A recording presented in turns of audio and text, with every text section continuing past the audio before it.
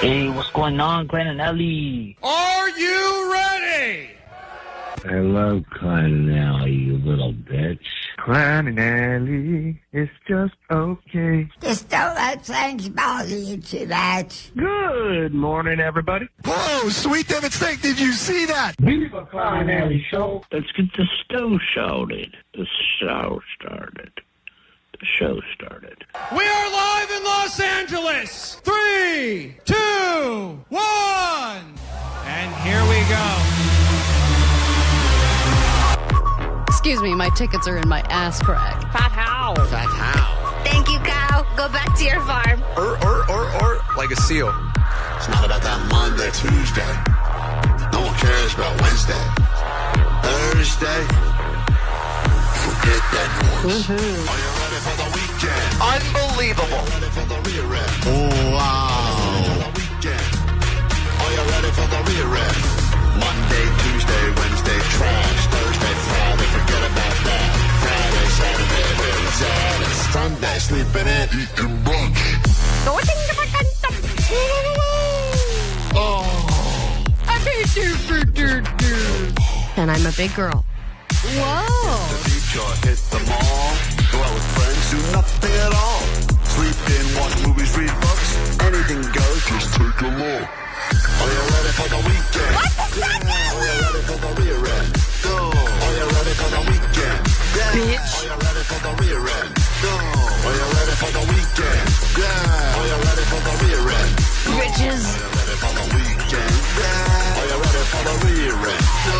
Are you ready for the weekend? Yeah. Are you ready for the rear end? No. Here's something to be on the lookout for. It's Klein Alley Show. 106.7 KROQ-FM in HD Pasadena, Los Angeles, Orange County. The sonic pulse of Los Angeles. This is the world-famous K-Rock. Thank God it's Friday. There's lots of places you could be right now, but somehow you've decided to be right here. And we appreciate that. You're in the right place at the right time on a Friday morning, the world-famous KROQ. We are Klein Alley Show. Pleasure to meet you. Thanks for coming back for more. I'm Klein. There's Allie. Morning. That is DJ Omar Khan right Hello. there. Jake the Nerd. What's that? In the back, you got Postmaster Johnny and Vanessa taking the calls early and often. The number 800-520-1067. You'll need those numbers today. You want to hop on that standby boarding list, go to Japan and see the Strokes.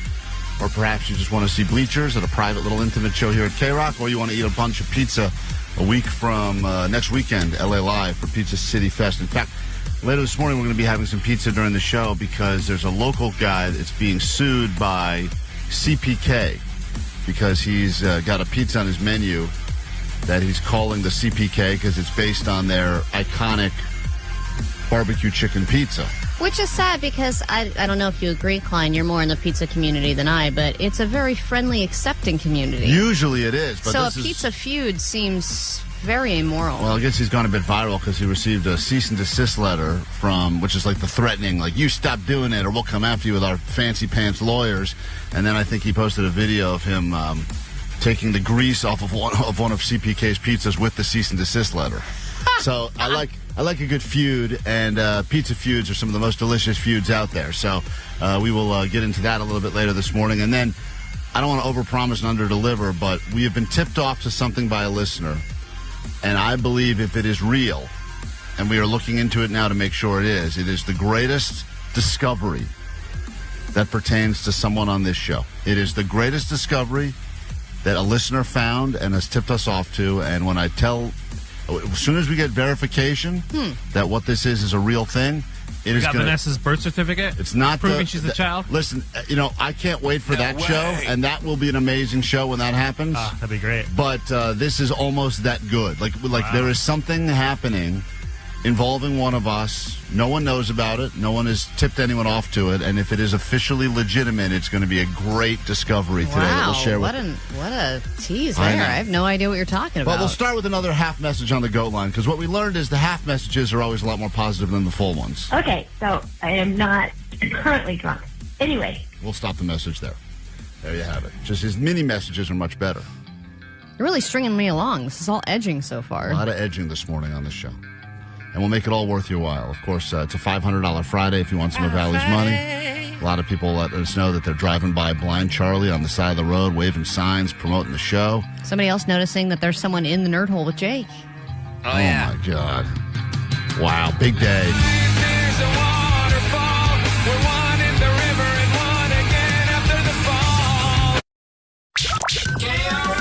Klein Alley Show. Mornings on K-Rock. Yeah! K-Rock. $500. Let's pay the people. It's Allie's money, at least for now. She's been on a bit of a losing streak as of late, and she wanted to let us know off the air that she has given away more money in the last 7 days to listeners than she has in the history of this Allie Knows the News thing. If I had a college fund for my kid, it would be gone by now. It's gone, but she never started one. So take that. 522 or whatever those things are you're supposed to use. 529. 522. Going to get around and set one of those up too one of these days. Regardless, if you want Allie's money, it's easy. All you got to do is know some things happening in the world. You'll battle her and you'll learn a thing or two as well. Today, I didn't realize today is actually a holiday of sorts. The fact that we're here doing the show on this national holiday is crazy. Today is a very special birthday. We don't do birthdays on the show. We don't do celebrity birthdays. Any radio show that's doing celebrity birthdays really doesn't care about you or your time, because really, who cares anymore? It's 2026. You can Google it. They're just trying to give you things where you go, huh.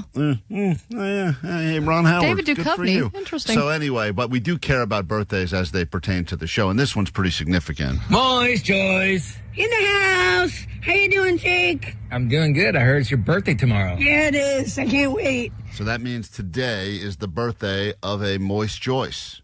That matters. That's a celebrity birthday to us. That matters in so many ways, and we're thrilled to know that we discovered Moist Joyce. She's now become a bit of a local celebrity, and people know that voice because they can sadly hear it from miles away. She does attempt to sing happy birthday to herself. This is going to not be easy on the ears, and if you have dogs nearby, I recommend that you put them far, far away from the radio, or put them down immediately, because in a moment you're going to hear a song. However, if it is your birthday, or you know someone whose birthday is happening this weekend, you may want to tell them, put on K-Rock quickly. We have a very special message for them. And the worst singing in the history of Happy Birthday. What are you doing to celebrate? Oh, I'm having a party. Where? Well, do I really want to say that out loud on... Yeah, I'm having it at Pinocchio's here in Burbank. So if you're free later today and you want to celebrate She's the birthday... afraid everybody's going to go down She's there. afraid that Pinocchio's is going to be overrun with K-Rock listeners at 4 p.m. today for her birthday. Yeah, I'm going. Then the Chili Peppers got guys. their Walk of Fame star. It was just like overflowing the streets. They had to close down the street. If you're sometimes it's a pressure. You realize the weekend's here. You're like, I have no plans for the weekend. We're giving you plans right now. Pinocchio's in Burbank. Oh, really? Yep, 4 o'clock. 4 o'clock to win. Oh, boy. Till question mark, question mark. It's 4 o'clock till phlegm is the new saying. Probably 4 to 6. And then I'll be at 6. So 4 o'clock to 5 or 6? Probably, yeah. So probably till 6. That sounds like a party. 4 to 6 at Pinocchio's in Burbank. As soon as happy hour ends, we're gone. We're out of here. Who's all coming? All my friends know I'm on KROQ, though. Sure. So first Pinocchio's, then Champs. Yep. That's it. Then that's the end of the night. Yeah. That sounds like a fun time. If you're looking for plans on a Friday, you can hang out with Moist Joyce at Pinocchio starting at 4. And then, Jake, are you going to go to her birthday? I'll probably meet up with her at Champs later, yeah. Yeah, good. All right, so you see Jake there as well. Could you sing Happy Birthday the way Marilyn Monroe did for the president? Oh, boy. Now, this will be interesting. And I want to warn you, I've heard it before. This is not going to be easy to listen to. Is this Jake finally hitting on Moist Joyce? Wait till you hear the end of this. See? What? I don't know if we can even say that word on the air. Hold on. She runs out of air within the first sentence. Happy Wednesday? What did she just say? She can't get to the note of birthday because her... See? I can't sing. Happy birthday to you. See, I'm too cracky. My lungs have been too tough lately. I don't know what it is in the weather, but thank you. Moist Joyce's throat's been moist. No, happy birthday to me. Happy birthday, Mr. President. Sexy. Thank you. I'm always sexy and moist. Happy birthday. Thank you very much. I'll see you tomorrow. Okay, come on by. All right, so anyway, big birthday for Moist Joyce. Happy birthday. She sounds great. God. Bring her if you see her tonight at Pinocchio's, bring her a lozenge. I think she could use it. We'll take this quick break. When we return, it's your calls on the air. $500 of Allie's money could be your money if you call us 800-520-1067. Allie knows the news for $500 cash after this. K-Rock Mile High Club. Favorite K-Rock bands and destinations all around the world. Stop number 12. Get lost in Shibuya Crossing. Have too much sake and wake up somewhere in Mount Fuji. And eat the best sushi of your entire life. When you ride the bullet train to see the Strokes in Japan.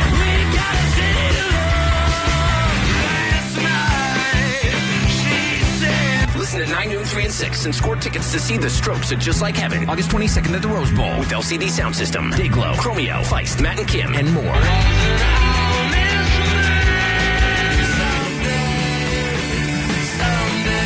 You'll instantly get on the standby boarding list to see him again at Summer Sonic Festival in Japan. Courtesy of Golden Voice and RCA.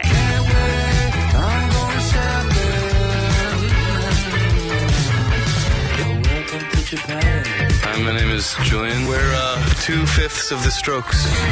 You're listening to K-Rock. From DTLA Law Group Accident and Injury Attorneys. Accident to work injury? Visit calldowntown.com for a free case review.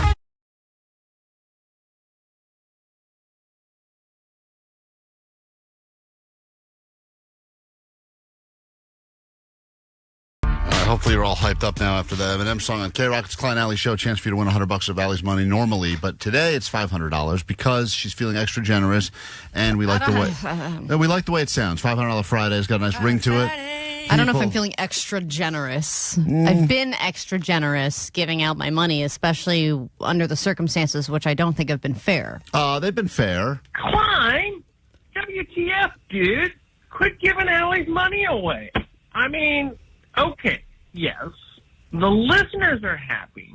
End of message, because that's all that matters. If the listeners are happy, then that's all that matters. So then you're happy as well. More often than not, and let's be honest, are the things on the show that have made each of us the most personally uncomfortable, sad, mad, angry, embarrassed, are the things that the listeners enjoy the most. Well, when you're having a bad day, isn't it nice to hear someone else having a worse day? Of course.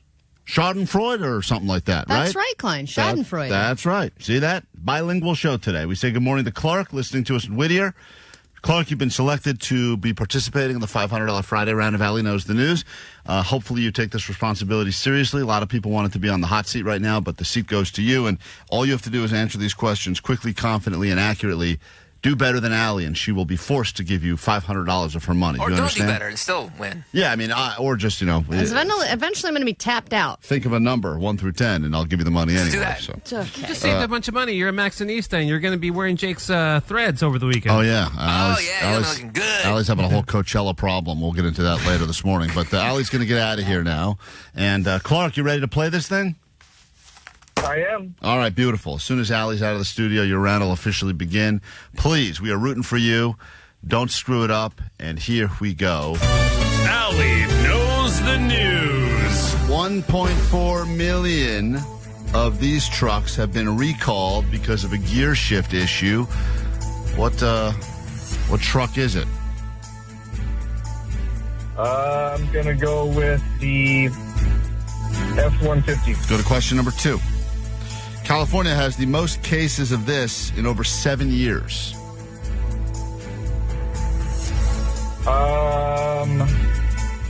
Go with chickenpox. Question 3. The third installment of this movie is officially happening, and the big star has signed on to be a part of it. What movie are we going to get the third installment of? Oh, my God. Top Gun. Question number 4. Wow. This local sports team has just unveiled their new jerseys ahead of the upcoming season. Need an answer. 3, 2, 1. The Sparks. Sparks. And finally, question number 5. What fell through a roof, almost killing someone? This is making big news right now. This fell through the roof of a house and almost killed someone. What was it? Go with a meteor. A meteor. Okay. It's a big California story. Be careful. Just when you think you're comfortable on your couch, something happens, and then boom. All right, bring Allie in. We'll score it together. Don't say anything. Once again, you're playing for her $500 on a $500 Friday. On Friday. All actual news stories. Here we go. Allie, question 1. Yeah. 1.4 million of these trucks have been recalled because of a gear shift issue. Oh, damn. I just heard this, and I can't remember. Let's go with Dodge trucks. Dodge trucks. Wow. Allie's a real gearhead, you can tell. It's just trucks. All right, Allie said Dodge. Does that thing where it folds down so that you can step into it? Mm-hmm. That is wrong. You know who got it right? Ram. Dodge Ram. Clark got it right when he said the Ford F-150. Oh. And that means he's on the board early. And it turns out I should just only ask Allie questions about trucks moving forward, and she will get nothing right ever. Chevy. So that's that's right. That's another one, yeah. You keep naming trucks, Allie. It's good. Allie names trucks. It's a new segment. Write it down. Clark, you're up 1-0 out of the gate, which is a great place to begin for the $500 Friday. We go to question number 2 now. Question 2. California has the most cases of this in over 7 years. And they're saying it's a warning. But the most cases of what in over 7 years currently in the state of California? Is it measles? I feel like everyone's all about measles. He said chicken pox. But the correct answer for question 2 is measles. Yeah, measles! You don't know trucks, but you know skin conditions, that's for sure. I know bumps. And we go to question number 3. It's tied up now, 1-1, as we head to question 3. The third installment of this movie is now officially happening, and the big star has signed on. That'd be Tom Cruise for Top Gun. He said Top Gun as well. So both of you on the board with question 3. What an exciting round. Here we are, tied up. 2 questions left. Doesn't get much better than this. Question 4. This local sports team has just unveiled their new jerseys ahead of the upcoming season. Rams. Oh, back to her original guess about trucks, which is Rams. He said Sparks. In this particular case, though, the Los Angeles Rams have announced and unveiled their new jerseys, and apparently the Rams horn is a little sharper, forcing you to take all your old stuff and burn it immediately so you get the new stuff. One of the parts of the new logo is just less colors. Yeah. They're still going blue and yellow, but... Yeah, but it's like they had like that white outline. They took that away. All right, now Allie's up 1 now. We have 1 question left. $500 on the line. This is making a lot of news right now, but something fell through the roof of a house, almost killing or terribly injuring someone. And what was it that fell through the roof of the house? I believe, Klein, that was a block of ice. All right, he said meteorite. Block of ice, show me. Is a falling ice chunk crashed through the roof and landed on a man's couch. They're not sure where it came from, but usually it falls out of an airplane or something. It was an airplane. Toilet. It was poo ice. Yeah, poo ice. That's always what it is, which is even worse because after you have to repair everything else, you've got this melting poo ice on your couch, which you got to deal with as well. Well, listen, Clark, you started strong, and sadly at the end of it all, what must you shamefully admit over the airways of K-Rock? Oh, my God. My name is Clark. I'm from Whittier. Allie knows the news. Next week, someone else will get an opportunity to take that $500 on a Friday, and we'll, of course, continue to give you Allie's money next week. Give one more shot. Have him pick a number. No! We're done! I agree. How many inch nails is this band right now? Allie got it right. Damn it. Klein Alley Show. Mornings on K-Rock. K-Rock. Yeah! K-Rock. One of the greatest discoveries that has ever been presented to us from a listener that saw something, took a picture, sent it in, and said, I don't know if you guys are aware of this. And it is so incredible that I wanted to make sure before we brought it to the airwaves that it was real. This was not AI generated, and we do have confirmation that it is real. It does exist. It's in the real world. And as you know, Allie ran a 10K last weekend and took another one of her terrible race pictures, not to be as confused with the terrible turkey trot picture that haunts her from behind her every single day on the YouTube. Allie, I don't know, once again, how inspirational you've been to how many people. But there is. I think not at all. Well, I want to show you something that's going to change your life. And if you're not following us on Instagram right now, I recommend you get there or watch us on YouTube at this exact moment on K-Rock's YouTube where we are streaming live. There is a mural that was discovered by a listener, I believe somewhere in the Highland Park or Echo Park area of Los Angeles. And I don't know, this can't be a coincidence because I want you to see this right now. You have been painted. You, in your... No. Let me see that. In your awkward race, the picture that has been now memed a million times. I am the race of awkward. Of Allie, confused with her hands and making that weird kind of lazy eye look. Whoa. Has been put onto a mural now. I'm not going to say you're as significant as Kobe Bryant is to the city, but you are also... You have been... Someone has muraled you. It's got to be you. I can't even argue with you. This actually really looks like me. Actually looks better. Not better, but same level. I mean, yeah. You should bring those bangs back, by the way. Yeah. You see the bangs on the painting? Yeah, I mean, those... I don't have... Well, I have a less big forehead in the painting. Well, that's the problem. I think they ran out of paint to do the whole forehead. Is that what it is? Yeah, probably. The whole wall. Someone tipped us off, and they said, are you guys aware that someone has painted Allie on this mural as running in her awkward race? Well, I'm not doing the weird peace sign, gang sign you thing. Kind of are, I love though. you sign language thing. You are doing something weird with both your hands. I'm doing something weird, but like a pow-pow. Yeah, it's like two different fist bumps at the same time. But unless that's just a coincidental, just random generic white girl that kind of looks like Allie, but... There's no way this is me. Hold that up side by side to your face and to the camera. I mean, that is... That is, and I don't even know. I wish I knew exactly where this mural was located. It was sent to us from a listener that says they saw it while driving and they almost like slammed the brakes because they go, I think that's Allie painted on the side. It's apparently a huge mural too. What could this possibly be a mural for? Well, it's got to be for whatever condition you have. I don't know. Maybe it's awareness for this condition of awkward running. I'm not familiar with the Macarena dance that much. Is this part of the Macarena dance? It could be the beginning of it. Yeah, I could be putting both of my arms forward, which would be the beginning of the Macarena. And is it so back that it has reached LA mural status? Wow. Yeah, I don't know if there's I don't know, once again, if there's a local artist that listens to the show, if this was part of a gang that was doing graffiti and wanted to really scare off the other gang, so they decided to draw Allie. I found it. You found where it's located? Yeah, I did, yeah. Where is it located exactly? 700 Glendale Boulevard in Echo Park. Is it like what kind of building is it? It's not. It's like the edge of a staircase coming down to a that people road. can then throw themselves on. Yeah. Once you look at the picture of Allie, you got to throw yourself down the stairs. That's a good, smart idea for them to put it there. That's good. It's very inspiring.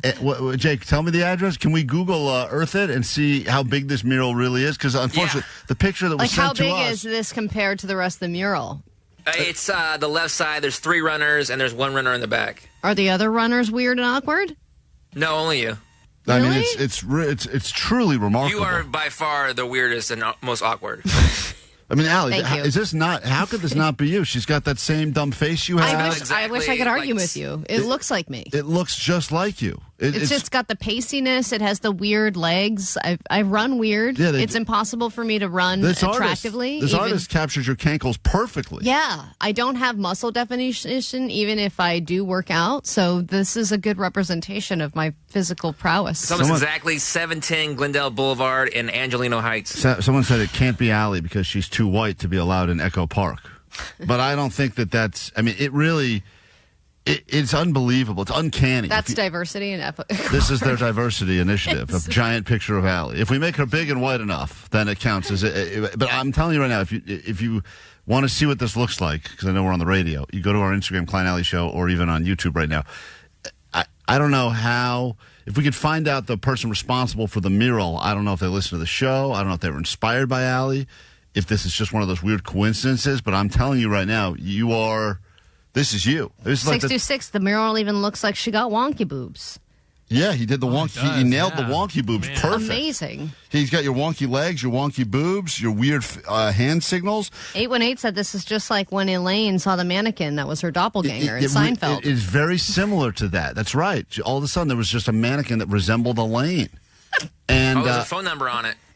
A phone number on the mural? Yeah. Is it like a suicide hotline after you see this picture? For help, please dial. Spell that, yeah. You can get help. But I wonder if the number is it the, like to say, painted Maybe by? it's Tip Bowling. Yeah, it says the artist and his name, Ruben, and then his number. We got to call this guy. We can't Are you do it sure now. the guy's not named Ruben, or it's maybe just the sandwich that I ate before the run? Allie's pre-race diet was a Reuben. If you want to get the same sandwich, call this number. Wow, that's fascinating. Well, so what are we going to do? We're going to talk to the person who painted this and see if they painted it based on me. I mean, I think you could have a lawsuit on your hands here. I've never. Someone should be sued. Unless he's inspired by the show and he goes, this picture, because so many people. I feel like the people are going to sue me for having to look at it. Johnny, how many people have been photoshopping Allie's race picture from this past weekend? I'm looking at our Instagram. There's like every day. There's like 100 new ones. Yeah, there's like a couple hundred I've already seen. Yeah. So people love memeing you running because you're such a. Oh yeah, they were photoshopping me in cool runnings, the running of the bulls, so many different runs. Such an awkward run. Yeah, it was an awkward run. Well, there you have it. Exciting moment right there. I don't. Is it one of those things where they saw a hot person and they were like, well, let's do the cool mural thing where we make the person ugly? Someone's driving over there now. They say the mural is Echo Park on Glendale Boulevard across the street from Echo Park Lake. That way people can immediately jump in the lake after seeing it. Someone said, okay, well, this is unbelievable. I'm so proud. I mean, I've never been happier. But, Allie, are you happy about this or are you upset about this? I'm not upset about it. I mean, it is horribly offensive. Yeah. Just the fact that it looks just like you.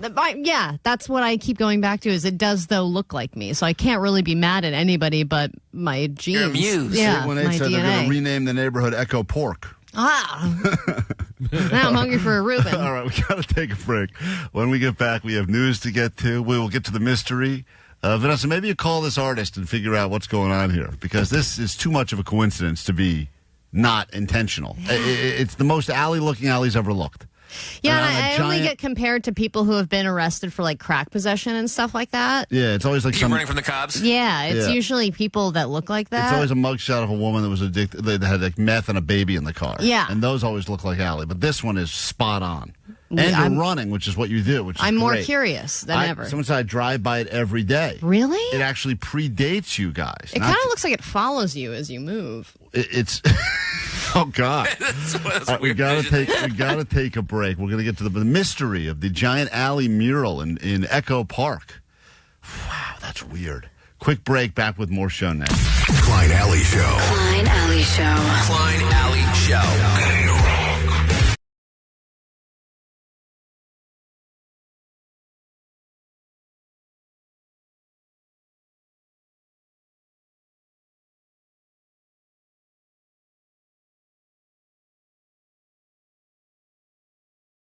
With Luka out, Bronny is happy to hold down the fort, and LeBron James said sharing the floor with his son during the playoffs is, quote, the best thing that's ever happened to me in my career, above everything I've ever accomplished. I mean, he has to say that, but that's not true. So the fact that he's put himself in a position to get his number called for a postseason game is pretty remarkable and pretty cool given the circumstances that he's been given the last couple of years. Can't they just get one of those homeless people? He deserves it. Yeah, that's a good you question. know what I mean? And have a better chance of winning? I think that you find anyone in the stands wearing a Lakers jersey, put him out there instead of Bronny. Oh, that would be great.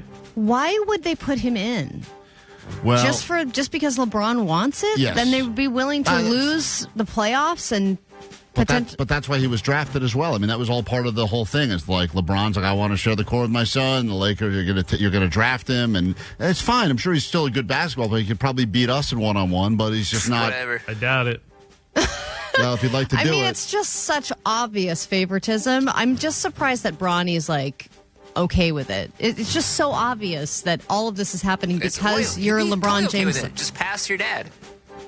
I mean, the idea would be no, but the fact great. that all of this has happened just because of nepotism. Yeah, that's right. That's how a lot of the world and works. And everyone's looking at you knowing this, and you're just fine with it, and you're like, cool, I'm just soldier on. I love it. Well, he got bumped back to the practice squad Wouldn't for a you while. tap out and be like, I'm not good enough, sorry. Or just go to another team, maybe change your name.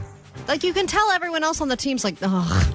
I know, but... All right, let him shoot. Is what is. The idea would be every once in a while, if the guy has an open shot, 4-foot shot, why don't you not brick it? It's like when you're playing, at a park or something, and all of you kind of know what you're doing, and then someone's like, oh, hold on, my 3-year-old wants to play. Yeah. And you're like, oh, all right, well, here you go, sweetie. And then they're playing, and they're like eating the ball, and you're just all dealing with it to be nice. Dunking those kids. What I was thinking is they could give Bronny one of those mops so that while he's out there playing on the court, he could also be taking care of the sweat stuff on That's the floor a good so the idea. real players don't slip. People have to wear multiple hats these days. That's right. In a new poll, the Lakers actually are not LA's favorite team anymore. The Dodgers are. They got 42.9% of the vote as far as favorite LA teams, and they're already killing it again this season. Then came the Lakers. They were number 2 at 28% of the vote, and then the Rams came in third with 7%. Oh, man. Then it was the Kings and then the Angels. I don't want to interrupt this ADD news, but Vanessa's just called my cell phone. Vanessa, you know we're live on the air right now, right?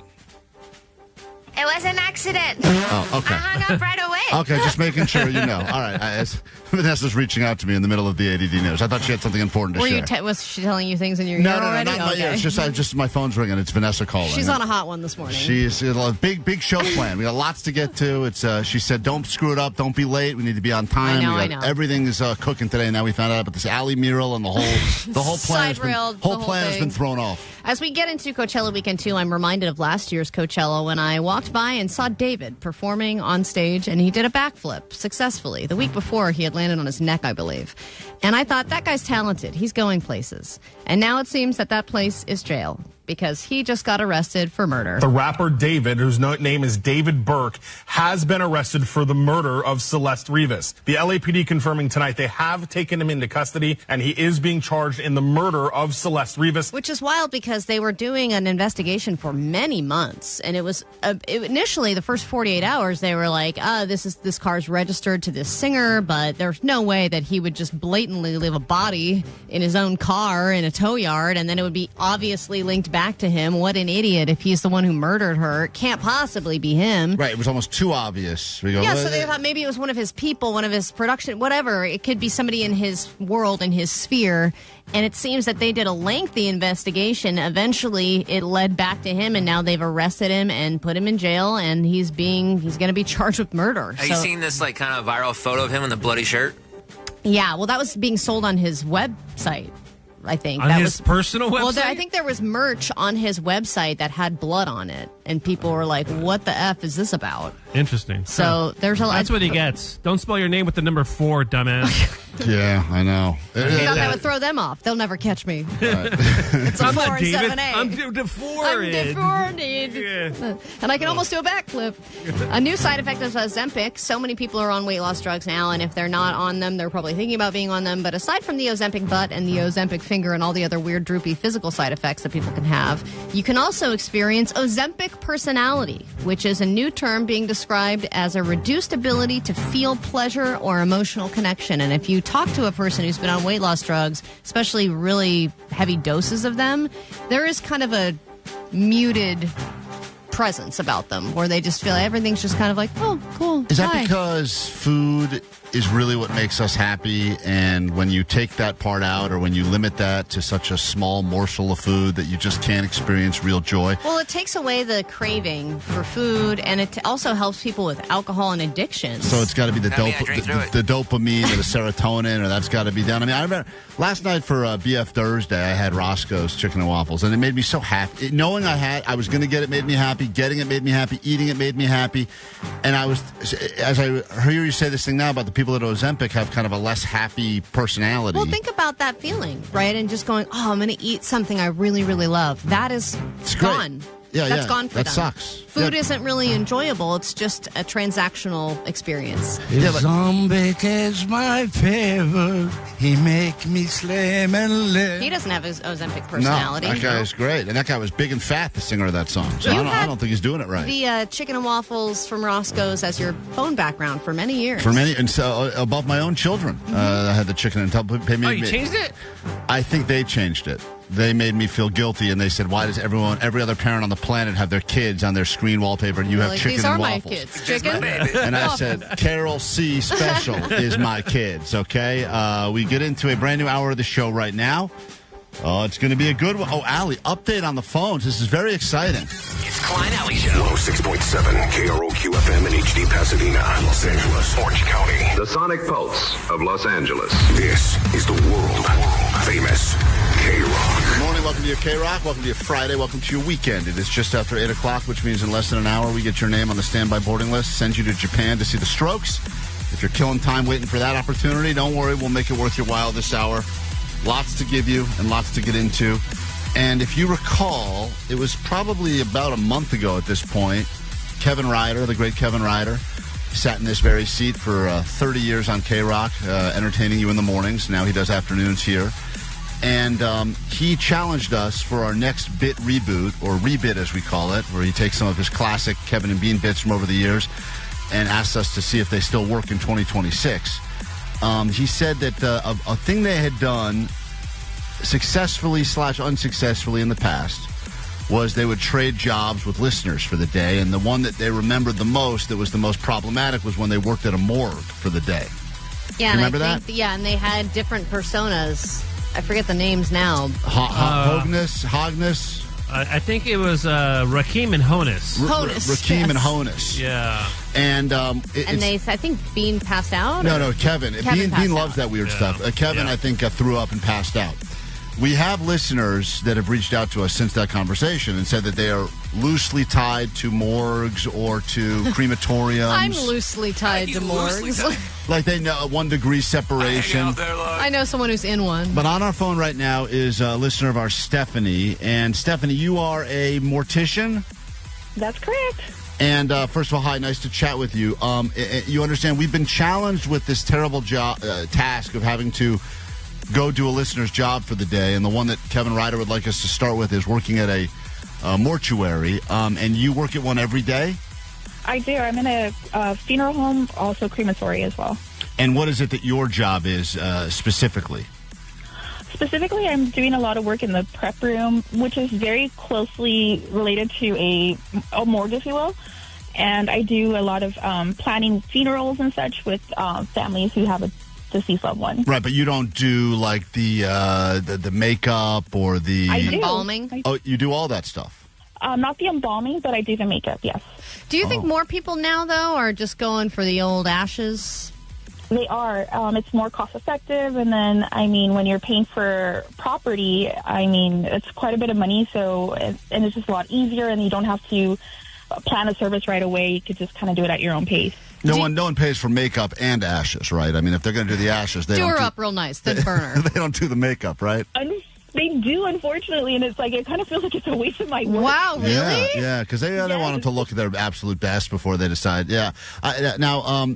I don't want to do this because I find the work you do to be very interesting, but I'm not the type of person that could handle myself in that environment. However, we've been challenged by Kevin Ryder to do it, and you listen to our show, but we are not allowed to. We are not allowed to go to your mortuary, correct? Because we're not certified.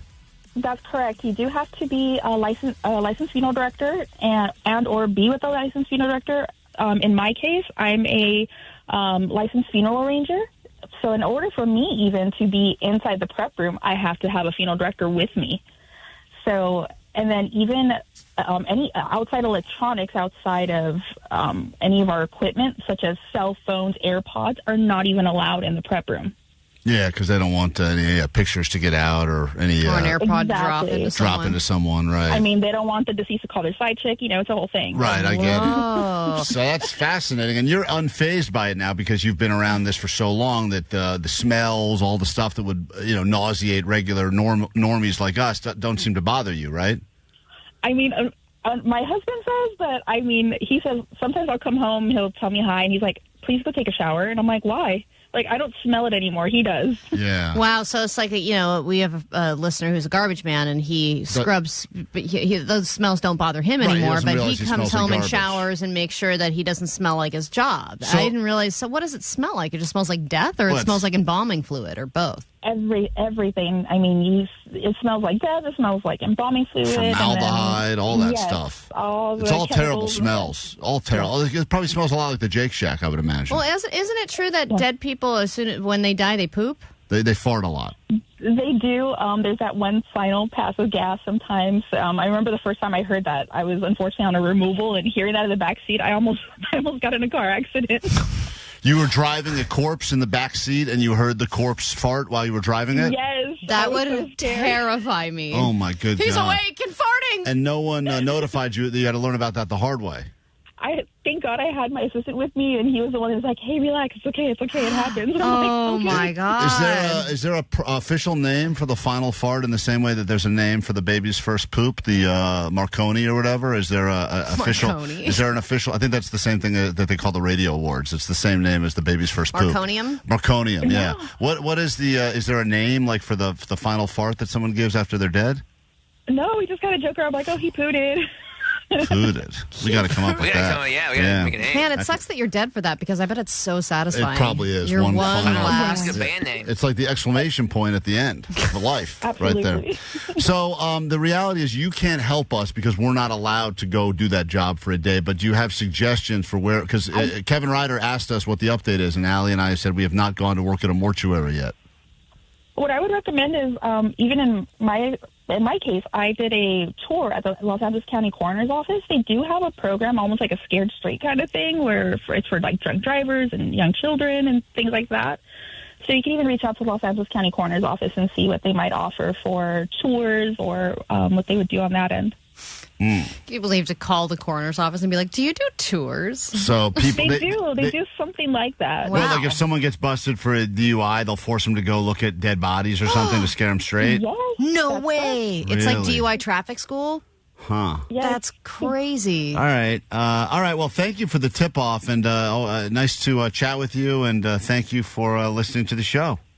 Will do. Thank you, guys. Have a good one. Would you now, because you do makeup on a lot of corpses, would you be opposed to doing Allie's makeup before the next big show event? Like do it like she's a dead body, like a bloated corpse? My work is not that good. I'm sorry.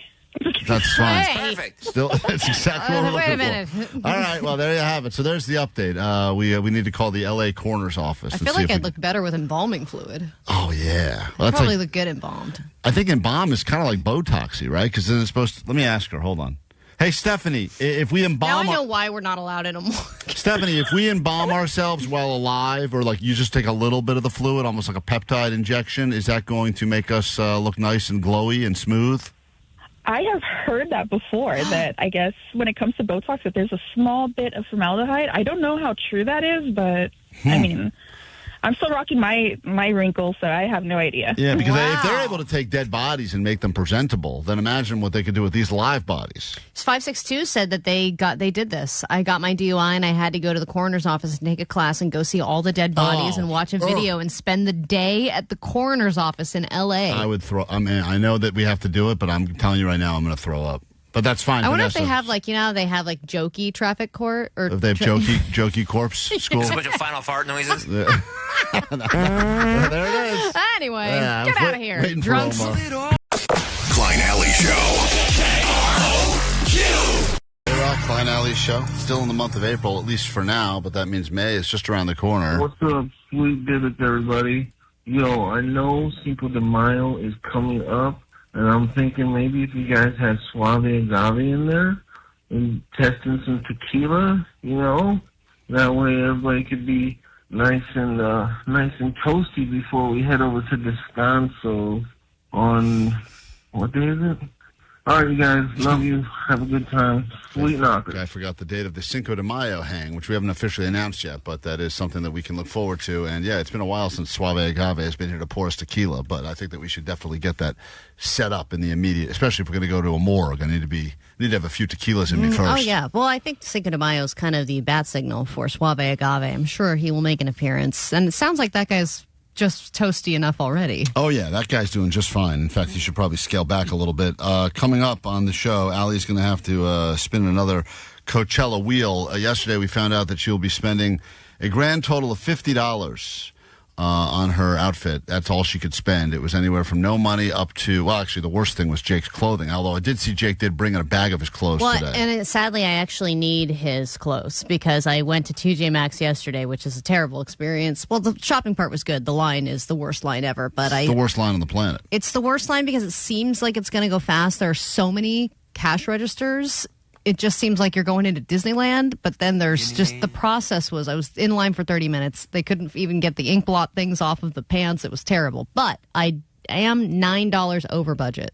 So I need to return something and swap it out with something Jake has. And Jake brought in a good stuff. Huge bag of hideous clothing. You know you're Coachella ready when a nerdy, stinky guy is bringing in a pavilion's bag with great festival gear, of shirts, and I can smell look good. The whole studio here at K-Rock now reeks of patchouli and sadness. It really. This is my Coachella fit. Oh right my here. God! And these are all shirts that, by the way, Jake bought these by choice. This isn't like These are all things he bought. In fact, not only did he buy them by choice, he bought a tank top and T-shirt version of these Omar, you got to see shirts with eyeballs on them. Jake bought the ugly.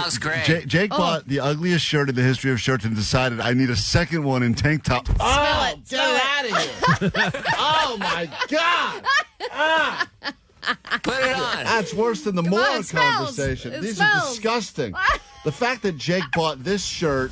I mean, I'm going to hold it up if you're watching on YouTube now. He loved it so much. It is. Everything about this is just, Jake, where would you even wear this to? And then you decided I need to buy the same. Wherever, man. Look at that. That's dope. The same exact shirt in tank top form. Collective Vision by Alice Gray. That's a dope-ass painting. In case I'm going to a place that's too, this is, you really. You see a guy taking off his eyeball shirt to reveal an eyeball tank top underneath it. That's going to be you, Allie.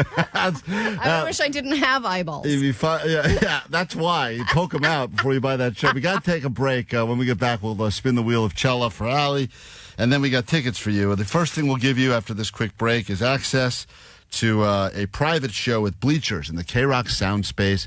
That'll be coming up after this. K-Rock Mile High Club. Favorite K-Rock bands and destinations all around the world. Stop number 12. Get lost in Shibuya Crossing. Have too much sake and wake up somewhere in Mount Fuji. And eat the best sushi of your entire life. When you ride the bullet train to see the Strokes in Japan.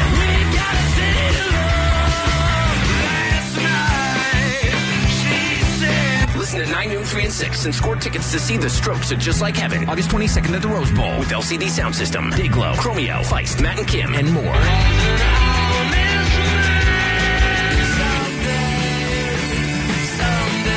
You'll instantly get on the standby boarding list to see him again at Summer Sonic Festival in Japan, courtesy of Golden Voice and RCA.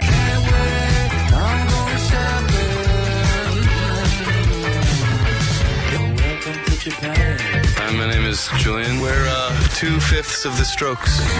You're listening to K-Rock. From DTLA Law Group Accident and Injury Attorneys. Accident to work injury? Text Injury Help to 40222 for a free case review.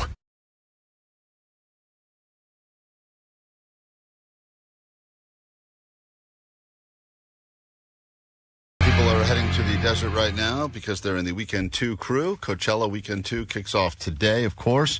And Allie is part of the 2 crew because she was told that she's not welcome to Weekend 1 of Coachella. But she is definitely a Weekend 2 sort of Coachella. And people like to argue that Weekend 2 is where it's at. Weekend 1 now has been taken over. It's not about the fans of the music anymore. It's more about the vibe and the influence and the brand deals. But Weekend 2 is the lovers of the music. And that's why they're really there. And Allie is a believer, so she will be there today and tomorrow. And I think Johnny's going back again. Originally, he told us he needed to take today off. That was hilarious. He's here. And he's here. Congratulations, so, Johnny. I don't know how K-Rock's going to continue with their Coachella coverage while you're here doing the show, but thank you for sacrifice. Thank you for your sacrifice. It is a pretty busy weekend. We're going to put all these things on the wheel for you to do and then pick the one you have to accomplish while you're at Coachella. But, we realize that these are all attainable, and why don't you just do all of them and treat it like some sort of a Coachella bucket list? Like you already volunteered that you would do reviews of Porta Potty, Weekend 2 Porta Potty review. Yeah. Because there are a lot of different places to use the bathroom, and I have access to good ones and bad ones. But I have been, vocal about how great it is to have a porta potty, that one porta potty that's not so bad. And throughout the day, they might get pretty gross, especially before Bieber goes on. I'm sure that's going to be a bad situation. for the porta potties at that point, but I'm not happy to review them, but I will. Okay, so that's regular public, non-VIP porta potties. No, I want to cover all. I want a whole porta potty review. I would go. I would go worst. I would try to go worst to best. I mean, I would say like maybe you start out with the best one and you make your way to the worst one at Coachella. Well, the worst ones are the ones that are right next to the Coachella stage. There's like rows of them there, and that's just the first place everyone goes. So those are the ones that get destroyed. Right. How much food are you going to eat the entire weekend? Well, I'm glad you bring that up, Omar, because one of the things on this list is that Allie has to eat the $25 pizza slice that made everyone sick weekend one. Ah, great. And that's funny for two reasons. One, no one would hate spending $25 more on a piece of pizza than Allie, because and two, it'll further my porta potty review. Right. She's going to actually contribute to the other things she has to do. Oh, but do it inside of it. You eat on the toilet, right? She hates. Oh, that's a great idea. Oh, my God. Allie will review the $25 pizza slice inside of a porta potty at Coachella. That's a great idea. Great. So we got that. There's not even room for me to film that in there. You could figure it out, I'm sure. Room. Yeah, I think we're going to give you the meta glasses to wear. Okay. The other option we have for you is, You're just going to see my legs, my bare legs, and a pizza. The other option for you is even that's too much to see. There was the big story about how the meta glasses are now officially being dubbed pervert glasses because all guys are doing is talking to hot chicks and posting the footage. That you will interview the hottest women you can find while wearing the meta glasses to ask them their feeling on the pervert glasses. This is getting to be a really stressful weekend. Thanks. So I think you could do that. You can do it while high, too. No problem. Getting onto a stage and somehow dancing while... that is going to be impossible. Do you know how many barricades you can totally they do had that. up there? You got the fancy pass. No, I don't have a fancy pass. She doesn't have her pass is not fancy enough to get on the stage. I mean, early like opener you can. Well, you could do that, or then if somebody at the station, somebody at the station has a fancy pass. Maybe if I can disguise myself as like a grip. Well, if you wear Jake's clothes, they may think you're like a Make-A-Wish situation, and maybe you get up there because they're like clearly no person that was of sound mind would have dressed. They're like, themselves that's like the this. guy here to test the drums. Yeah, that's an option. So, look, I think these are all attainable. You're going to be there all weekend. So, rather than just the standard, boring picture by the Ferris wheel stuff, at least now we're giving you some things people can look forward to seeing. Can't I be the hot girl at a Ferris wheel once? No, but I'm glad you bring up the hot girl, because the other idea is that you have to photobomb as many hot girl group of photos as possible. So that when people look at their photos as the ones circulate, like you never know who will be the next hottest woman in the world found at Coachella, you're in the background of all these pictures. God, like the Ring? Yes. The ring woman? Yeah, you'll be like the ring woman. Yeah, I think that's a great look for you. Like, and everyone starts put your bangs down in front of your face. Ring woman is a great look for me. Like, You're the right. idea that if everyone starts posting, like, who is this woman in this ugly eyeball T-shirt who's in the background of everyone's Coachella It's like picture? the viral woman from Weekend One who's the most beautiful woman in the world. And then it's you, the polar opposite. Opposite in every photo. So, look, once again, there's more ideas here, obviously. I don't need more ideas. Thank you. Johnny never did the belly button thing, so maybe Allie picks up where Johnny failed. I'm not going to do the belly button thing. Seas of 1,000 That's not men my thing. can put their fingers in it. Hey, Johnny, whatever happened to the belly button thing last weekend? You were supposed to have 1,000 guys put their fingers in your belly button over the course of the weekend. What, did you do any of them? No, I got too busy doing other things, too. What could you have done that was more important than that? Being on air, getting audio, not more important. Interviewing. Not. But maybe I could do it this weekend, though, actually. Who did you interview that was more important than 1,000 guys putting their fingers in your belly button? You know, I got one friend who actually wanted to lick his finger and do it, too. I actually contemplated it for a second. No, I don't. What kind of a statement is that? Yeah, what a strange I have a friend response. who wanted to lick Johnny, that finger means and you do need it? to do it this weekend too. Yeah, Johnny's going too. It's not just me. We can do these things together. These ones all seem like good for you, though, Allie. These ones. God. Johnny, is there a food that you want to review in a porta potty at Coachella? Yeah, sure. Which food did you want to try last week? There was this really good-looking acai bowl I had my eyes on. Great. Acai bowl, a toilet In a bowl. porta potty? That's good. Oh. So this weekend you'll be doing that. And the bowl on bowl. 1,000 fingers in the belly button. Confirmed? Huh? Me? Yeah, confirmed? Oh, sure, yeah. Just like it was confirmed weekend one. Johnny, say it back to me so I know you heard me. The food review in the restroom. And? What else did you say? Oh, my God. This is like talking to my 4-year-old. Oh, my God. Did you hear me? Yes. What did I say? I don't know. Now I understand why we get messages like this. Listening to Johnny talk is like nails on a chalkboard, dude. My toddler can string together better sentences than Johnny. You cannot convince me he went to college and graduated. That is all. Sweet death. Johnny, you need to have 1,000 men put their fingers in your belly button this weekend. All right. Okay, good. 626 said we can call it an acai bowl. Oh, yeah. And of course, don't forget about the acai bowl review from the Porta Potty. That's just some of the content you'll get if you're not following along. Klein Alley Show. I'm sure K-Rock will have their content up. It'll be Miles droning on about some producer. But our stuff's going to be great as well. Anyway, Royal Otis, they'll be there this weekend. World famous K-Rock. Klein Alley Show. Klein Alley Show. K-Rock. K-Rock, be your Klein Alley Show. That was Royal Otis. Royal Otis will be at Coachella this weekend. If you're going to be there, you can look for Allie, you can look for Johnny, and have your fingers ready for Johnny's big belly button at Coachella this weekend. I mentioned that some neighbors / friends had asked me to watch their fish while they were out of town during spring break. And I realized this morning as I was getting my coffee ready to come in here that the fish is still in my kitchen. They have been back now for over a week, and they have not come to pick up their fish. So my question is as follows, and I know moving a fish tank with a fish in it sucks, but at what point am I just now the owner of this fish? Well, they initially dumped it on you because they don't want it in the first place, right? Because both of them said to you, if it doesn't make it, it's okay. Yeah, they said, look, we want you to watch our fish. Rather than you come into our house while we're away, we'll just bring the fish tank over and just feed it a couple of pellets every couple of days. And by the way, if it dies, no big deal. Our kids like it more than we do, which is usually the story of most fish. But now they've been back for 9 days in town, back in their house for 9 days. They haven't asked about. Have you seen them? No, I have not seen them. But I did text the guy and I said, "Any chance you're going to come pick up the fish?" And he goes, "Oh yeah, forgot about that thing. We'll come get it soon." And now it's been, once again, 9 days. The fish is still living in my kitchen. So I bet that they already told their kid that the fish died. Is that what you think happened? I think they were already like, boom, that's going to be over. He'll definitely kill the fish. He's not responsible enough for this. We're just going to tell them now fish is dead. They're grieving. And now that the fish is still alive, they're like, crap, what do we do? I think they thought they were so convinced. They convinced us the thing was like barely. They say every day it's the thing is like at the bottom of the tank, and they go, it's dead. And then you flick the tank, and the thing swims away. And they go, wow, it's still alive. Yeah, I know. But that's rough, too, because I think it probably is dying slowly. Yeah, and I've been putting those pellets on top of the water, and I don't think it's eating the pellets. No, you got to slowly poison it. But Allie, it's the thing to do now. But in some way, though, and some people, I don't know how long what the lifespan of a fish is usually. But some of them live so much longer than you would think. Yeah, like I always thought, growing up, whenever we had a fish, it was always something we wanted at Carnival. Like my parents never bought us a fish. I remember sometimes coming with that bag with a fish in it and be like, I won this thing. And you could tell they were so annoyed. They were not like, good for you. They were like, God damn it. Yeah, now we have to get a tank or get it out of the garage.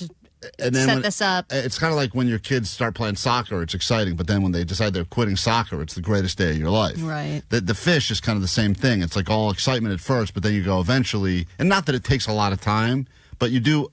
Unless you want your place to stank like, Well, it does take a lot of time if you actually take care of it properly, because those tanks, they get so gross. Dirty so fast. And cleaning a fish tank is one of the most disgusting, annoying things to do. Right, because of all the water changing you got to do, and you got to try and get the fish out, and then the fish squiggles all the time, and you can't get them out, and you have to put them in a tiny cup. And I like animals. I'm an animal lover. I got a dog, the whole thing. I had dogs my whole life. Fish don't do anything for me emotionally. I don't feel any sort of a connection to a fish at all. I eat them sometimes, but I don't, not the ones I have in the tank, but so it doesn't, I don't Thanks know. for clarifying. I don't know. You don't eat the ones that are in the tank. I just want to make sure people don't judge me. No, maybe that's why you dropped the fish off for you. Oh, is that why? Klein looks He looks hungry. But at what point should I just, because I was thinking about my wife said just bring it over, put it on their doorstep and ring the doorbell and walk away. Oh, wow. Like baby at a fire station style? Yeah. Oh, cool. It's their fish. It's once again not my fish. Their tank, I think you should fish. spike the tank. But why would I want to kill that? I kept the thing alive. I think they want you to kill the fish. I think that's been implied through this whole thing. Spike the tank like a football. Yeah. Or with like bubble solution or vodka or something. But once again, I don't want to be responsible for the death of the fish. It'll die on its own soon enough. Have Bruiser do it. Oh, yeah. She'll strangle it. Bruiser with would piano wire. Bruiser would kill the fish. I swim with the fishes. I can see. You're a fish, and you're going to sleep with the fishes. All right. I'll get my youngest daughter to take care of it. There you go. It's K-Rock with Klein Alley Show.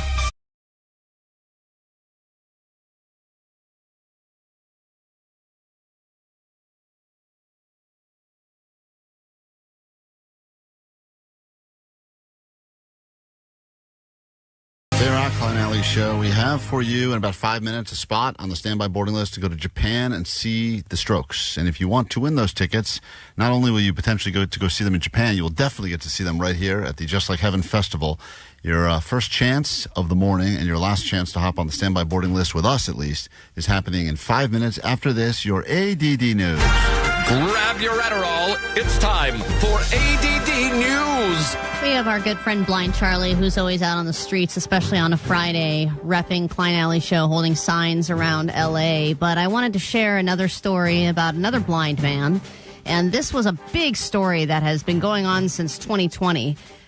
His name is Isaiah Castellanos. He was 22 years old, and he was a student at Cal State Long Beach when he drove to downtown L.A. with a bunch of friends to celebrate the Dodgers clinching their first World Series in 32 years. They played 6 games against the Rays, and he was celebrating peacefully, he said, at 1 a.m., and LAPD showed up. There was a confrontation, and the guy ended up getting hit in the right eye by a less than lethal projectile, permanently losing his vision in his eye, and he was struck by this thing. And now, these years later, he is sued and just won $11.8 million. So now he's much richer. This was a federal jury. This lawsuit, like I said, dragged on for a long time, but it's a big win for him. Well, you can afford a Dodger ticket now. I know. Now he can go to all the Dodger games he wants. And yes, he's blinded in one eye, but then you get a cool eye patch. Would you give up one eye for $11 million right now? Oh, God.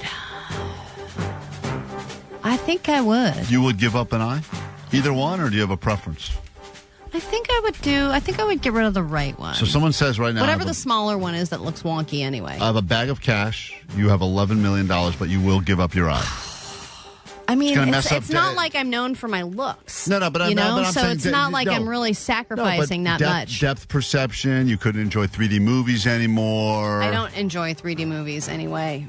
Oh, in that case, you should plop it out for free right now. Take it out. Bring a fork in here.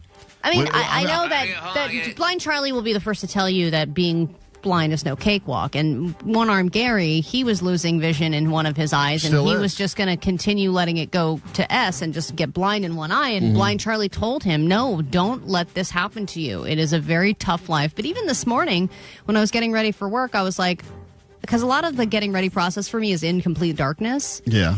And I was like, I could probably navigate my house blindfolded. You think so, but I don't think so. I think I could. Would everyone here give up one eye for $11 million? Oh, easy. You would? Hell yeah. What are you eating, Omar?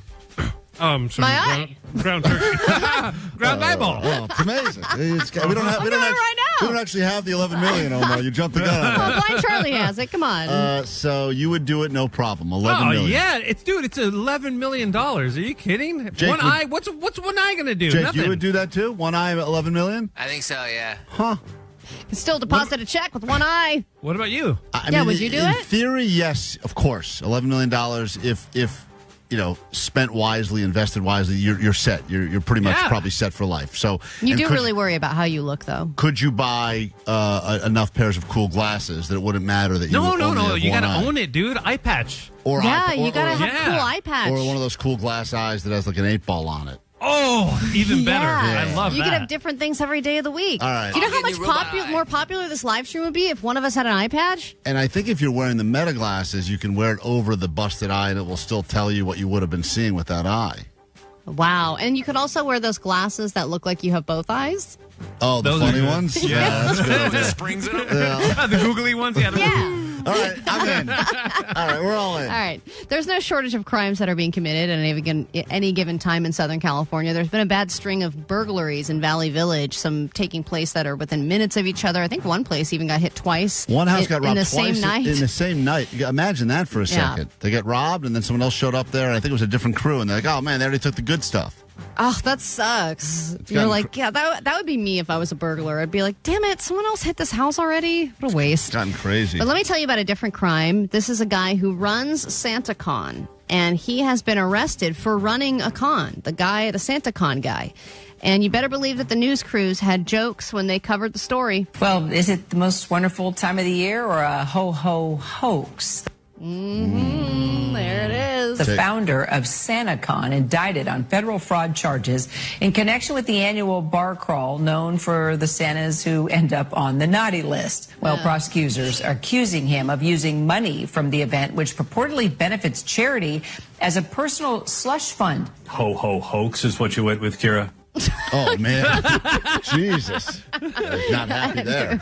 He had one. I was thinking put the con in SantaCon, but Stephen Pildes is facing a serious... Hey, we don't have to take go on both this. their eyes. Jesus Christ. And their ears and all of it. All right, everything is being tooted, rebooted, remounted. Long-awaited sequels are happening. A bunch of trailers just came out for these reboots and sequels, so we'll close it out with a little toot and reboot. First off, the trailer for the new Harry Potter reboot has set a record for most watched HBO trailer ever. I think it got hundreds of millions of views within the first 24 hours. Then you've got the trailer for Little House on the Prairie. That reboot is out. Then you've got Resident Evil being rebooted, Night of the Living Dead. There's a Street Fighter movie, which apparently is supposed to be really good. But the one I am most excited about, Klein, and I think you would agree, is the Spaceballs sequel. This is a very long-awaited sequel. And it is, the trailer for this is out, and here's just a part of it.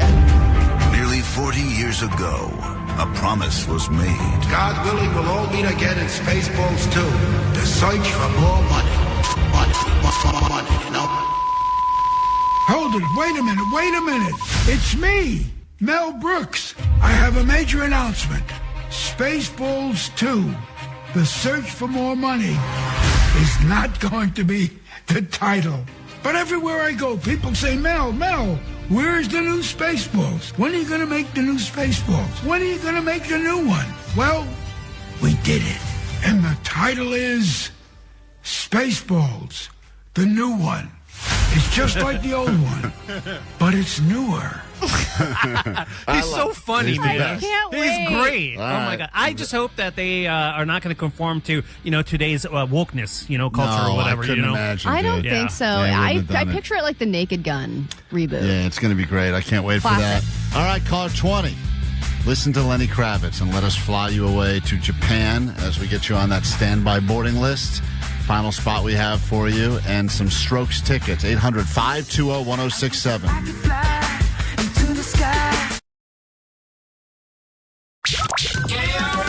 Klein Alley Show. Mornings on K-Rock. Yeah! K-Rock. It's Klein Alley Show. 106.7 KROQ FM in HD Pasadena, Los Angeles, Orange County. The Sonic Pulse of Los Angeles. This is the world famous K-Rock. All right, welcome to your weekend. It is Friday morning here on the world famous K-Rock.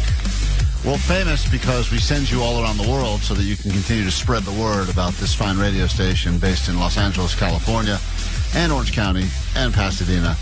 And let's go ahead and throw Palmdale in the mix as well. The reality is that we like to send you on trips, once-in-a-lifetime experiences. It's part of K-Rock's Mile High Club, Destination 12. Put your ass in Japan with the Strokes. And in case you are not going to Coachella this weekend, or you didn't go last weekend, or you forgot what the Strokes sound like, this is the band you'll be flying to see.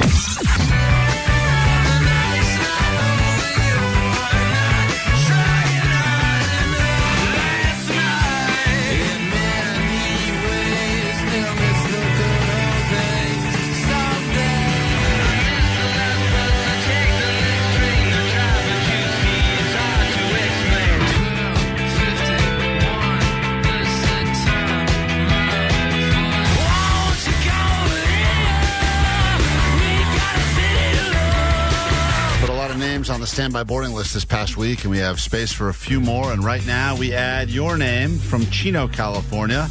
Is this Mirabella? Mariella. We will go with that one as well. Yeah. You are on the standby boarding list officially now to go see the Strokes in Japan. Oh, my God, that's super exciting. Thank you so much. And just for being caller 20 right now, we'll give you some tickets to definitely see them at Just Like Heaven. So get ready for that. You will see them in Pasadena at the Just Like Heaven Festival, all right? Oh, that's going to be awesome. Thank you. Yeah, hold on one second, and if we call you back on Monday, congratulations, and pack your bags. You're heading to Japan for the Strokes. Beautiful. Also, next week, we should mention, Allie, we have lots of stuff to give people. More? That's right. We've got Disneyland tickets. We will send you to Disneyland. People love that. We will get you officially give that trip away to go see the Strokes. And this is very exciting, but Jerry Seinfeld, as part of Netflix as a Joke, we will get you there. And huzzah, we get you the Ren Fair. Huzzah! That's all starting next week with us on K-Rock. There's something for everyone, as usual. There is a controversy that is brewing, a pizza war, the most delicious of all the wars. Take a listen. Some hot and spicy drama in the food world of L.A. right now. The curious case of Anna Pizza versus the corporate pizza king. Local pizza place from Valley Village battling the corporate giants. A cease and desist letter and a barbecue chicken pizza is in the center of the controversy. We will talk to the man who doesn't seem to be taking the cease and desist letter too seriously because he's using it to soak up grease from pizza. We're going to take this opportunity to eat pizza. And we're going to bring in the controversial pizza in a moment. I think it's illegal for us to even eat it, but we're going to do that next with the owner of the battle, and that is after this on K-Rock. Klein Alley Show. Mornings on K-Rock. K-Rock. Oh, man, there's a lot of talk about wars these days, but perhaps no more delicious war on the planet than a pizza war. Not since the chicken sandwich wars have I been so excited. And as always, I think we root for the underdog. And in this particular case, you got a guy who's got a pizza shop in Valley Village called Anna's Pizza. They will be at the Pizza City Fest. We'll get you tickets to that coming up actually just after this next break. So if you want to eat delicious pizza, including Anna's, at the Pizza City Fest, we'll have those tickets for you next weekend at LA Live. But Thomas DeSantis, who is a New York guy but started a pizza place out here because he wanted people that live in LA to be able to get good New York-style pizza, he decided he wanted to put something on the menu to celebrate one of his favorite pizzas, which I don't think is universally accepted by the pizza community as great pizza, but there's a place for CPK in all of our memories. Well, but do you remember when CPK came out? It was kind of like, whoa, this is a decent pizza chain. Over like Domino's and Pizza Hut and stuff, it was like a higher-end pizza place. I mean, I lived on the East Coast when I first started. I was like, this is what pizza's like in California. I got to move out to California. I have a clip here of Allie eating actually at CPK. Oh, here, check it out. Play it. Is everyone full of delicious pizza from Joe's Pizza? How's the pizza? Yeah, she does love the crowd. Yes. She does love talking pizza. That's true. Thomas joins us now on K-Rock to explain the controversy and the lawsuit. And the fact you're allowed to talk to us without your lawyer present already means that you are potentially going to be in breach, I guess. But, Thomas, why don't you tell us exactly what's going on? Thanks for being on K-Rock. Good morning, guys. Thanks for having me. So, I didn't have it on my bingo card to get a cease and desist from CPK. So, CPK, like you guys said, we all grew up on it. We all went to CPK. We all had the barbecue chicken pizza. Growing up on the East Coast, they tell you that's who's got the best barbecue chicken pizza. So when it was time to put it on our menu, it was a must. It's one of my all-time favorites. It's one of my mom's all-time favorites, who was actually Anna. So it was only right. And we have a couple other pizzas and menu items that we took from childhood. The whole place comes from childhood. So it was only right to bring some of our favorite menu items from other restaurants and put them on our menu and do our iteration. And unlike some other restaurants, I didn't want to just put our own name on it and be like, oh, look, yeah, it's ours. We copied it, but it's ours. So I thought it would be a good idea to use the name of the restaurant that we got these menu items from, i.e. CPK. And people loved it, and people were like, oh, what a good idea. And we opened, and not many people were ordering it, but I was like, look, it's a staple, especially in L.A., especially in California. We have to have it. And it was on there. And ironically enough, on April Fool's, we received a letter from these big-time hotshot attorneys in Manhattan that want to not take the pizza off the menu, but rename it. They gave us a 2-page letter, and one page was literally ways and verbatim ways to rectify the situation to appease CPK, and they just want their name off our menu. So I don't want to just rename it, and no one really likes the pizza. So I might as well just take the pizza off the menu. We have completely. one. Bring the pizza in here. We actually have this. This is the pizza that's in the middle of the legal turmoil. We're going to bring it in here. You guys can see what it looks like on YouTube. So you're saying that someone cannot even go in now and get this? This is the one we have here is the last official CPK pizza? We are running the barbecue chicken pizza to the end of this weekend, and kind of like a rest in peace type of deal, because it is good. People do like it, and we want to give people one more shot at getting it. So we're not going to call it the CPK. We're going to get in trouble. But we still got the barbecue chicken pizza. It's going to be there till Sunday. But obviously, and you guys tell me, what do you think? But Allie's taking a bite of it. All right, I'm holding it, so I'm just admiring it. It's a beautiful slice. Now I want to know Allie's opinion, since she's a CPK fan in the room. Right, of course. Allie's going ham on the CPK pizza right now, which we can't call because every time we mention it, you could get sued again. It's a not CPK pizza. The not CPK pizza. Yeah, can't you just add the word "not" in front of CPK and so not? They don't want CP or cake in consecutive order in our name, period. That was one of their rules. What if you do some sort of a word scramble where you call it the KPC pizza and then rearrange the letters to save 10% on your order? Yeah, I love that. We're trying to find a new acronym that comes from KAP. Right. So that way we can't get in trouble but still keep it. So I think this tastes amazing, by the way. Right. Better than I remember it tasting at CPK. But did they give you any ideas for new names at all? Because No, it was supposed to be a tribute to them. So, yeah, but they didn't take it like that, unfortunately. And their number one so they gave me 3 suggestions. Their number one suggestion was to come work for them. It said, come be a part of the team at CPK, which is crazy. And the other 2 was to completely remove the name. And honestly, we were just trying to pay some homage and give credit where credit was due and have some fun with what we do. And not everyone took it so lightly, I guess. Well, it's a great slice. I'm glad you guys like it. Yeah, it's really good. I mean, I know you're probably... It's thinner than the CPK one, though. This is different. I like it better. Yeah. And I think that you guys did breaded chicken on top, which I think is different than theirs as well, which I like. But let me ask you a question. If you continue, you guys should have a piece of this. It's good. Jake, you having some of this? I want to say some, yeah. If you continue to do this, will they sue you? Like, I mean, how far could you take this? Will this go all the way to the Supreme Court?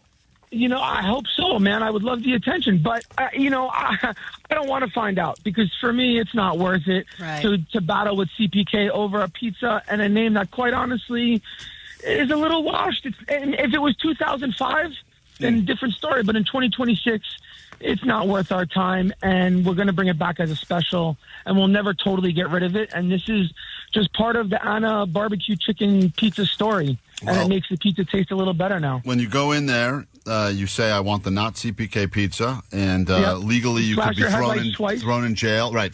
Just exchange an egg, and the guy will give you a slice of this pizza. Exactly. And we will see you at Pizza City Fest. And we'll fighting the good fight. We'll always defend all local businesses. Not that CPK is not a, quote, local business as well, but he's getting a correspondence from their legal team in Manhattan. So you got to support the local guys at Anna's Pizza. Thanks, guys. I appreciate it. We should have a trial by jury, and all the jury members eat both pizzas. That would be a then they vote. We could do that little taste test jury. I would totally start going to my jury duty summons now. That could happen. That'd be amazing. All right, Thomas, thank you. Good luck with all that. That's great job. A legal battle that is happening. And a good excuse for us to have pizza during the show. We take a quick break. We get you into Pizza City Fest after this. Now everyone says they want pizza. We'll get you in, don't worry, after this quick break. Johnny Doesn't Know is coming up. If you'd like to play and win your way into Pizza City Fest, give us a call, 800-520-1067. K-Rock Mile High Club. Our favorite K-Rock bands and destinations all around the world. Stop number 12. Get lost in Shibuya Crossing. Have too much sake and wake up somewhere in Mount Fuji. And eat the best sushi of your entire life. When you ride the bullet train to see the Strokes in Japan.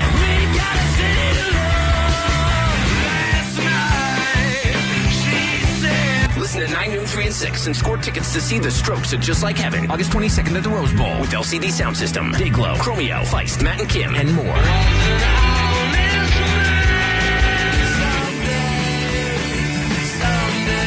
You'll instantly get on the standby boarding list to see him again at Summer Sonic Festival in Japan. Courtesy of Golden Voice and RCA.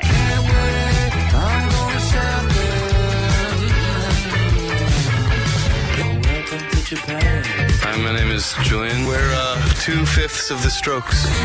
You're listening to K-Rock. From DTLA Law Group Accident and Injury Attorneys. Accident to work injury? Visit calldowntown.com for a free case review.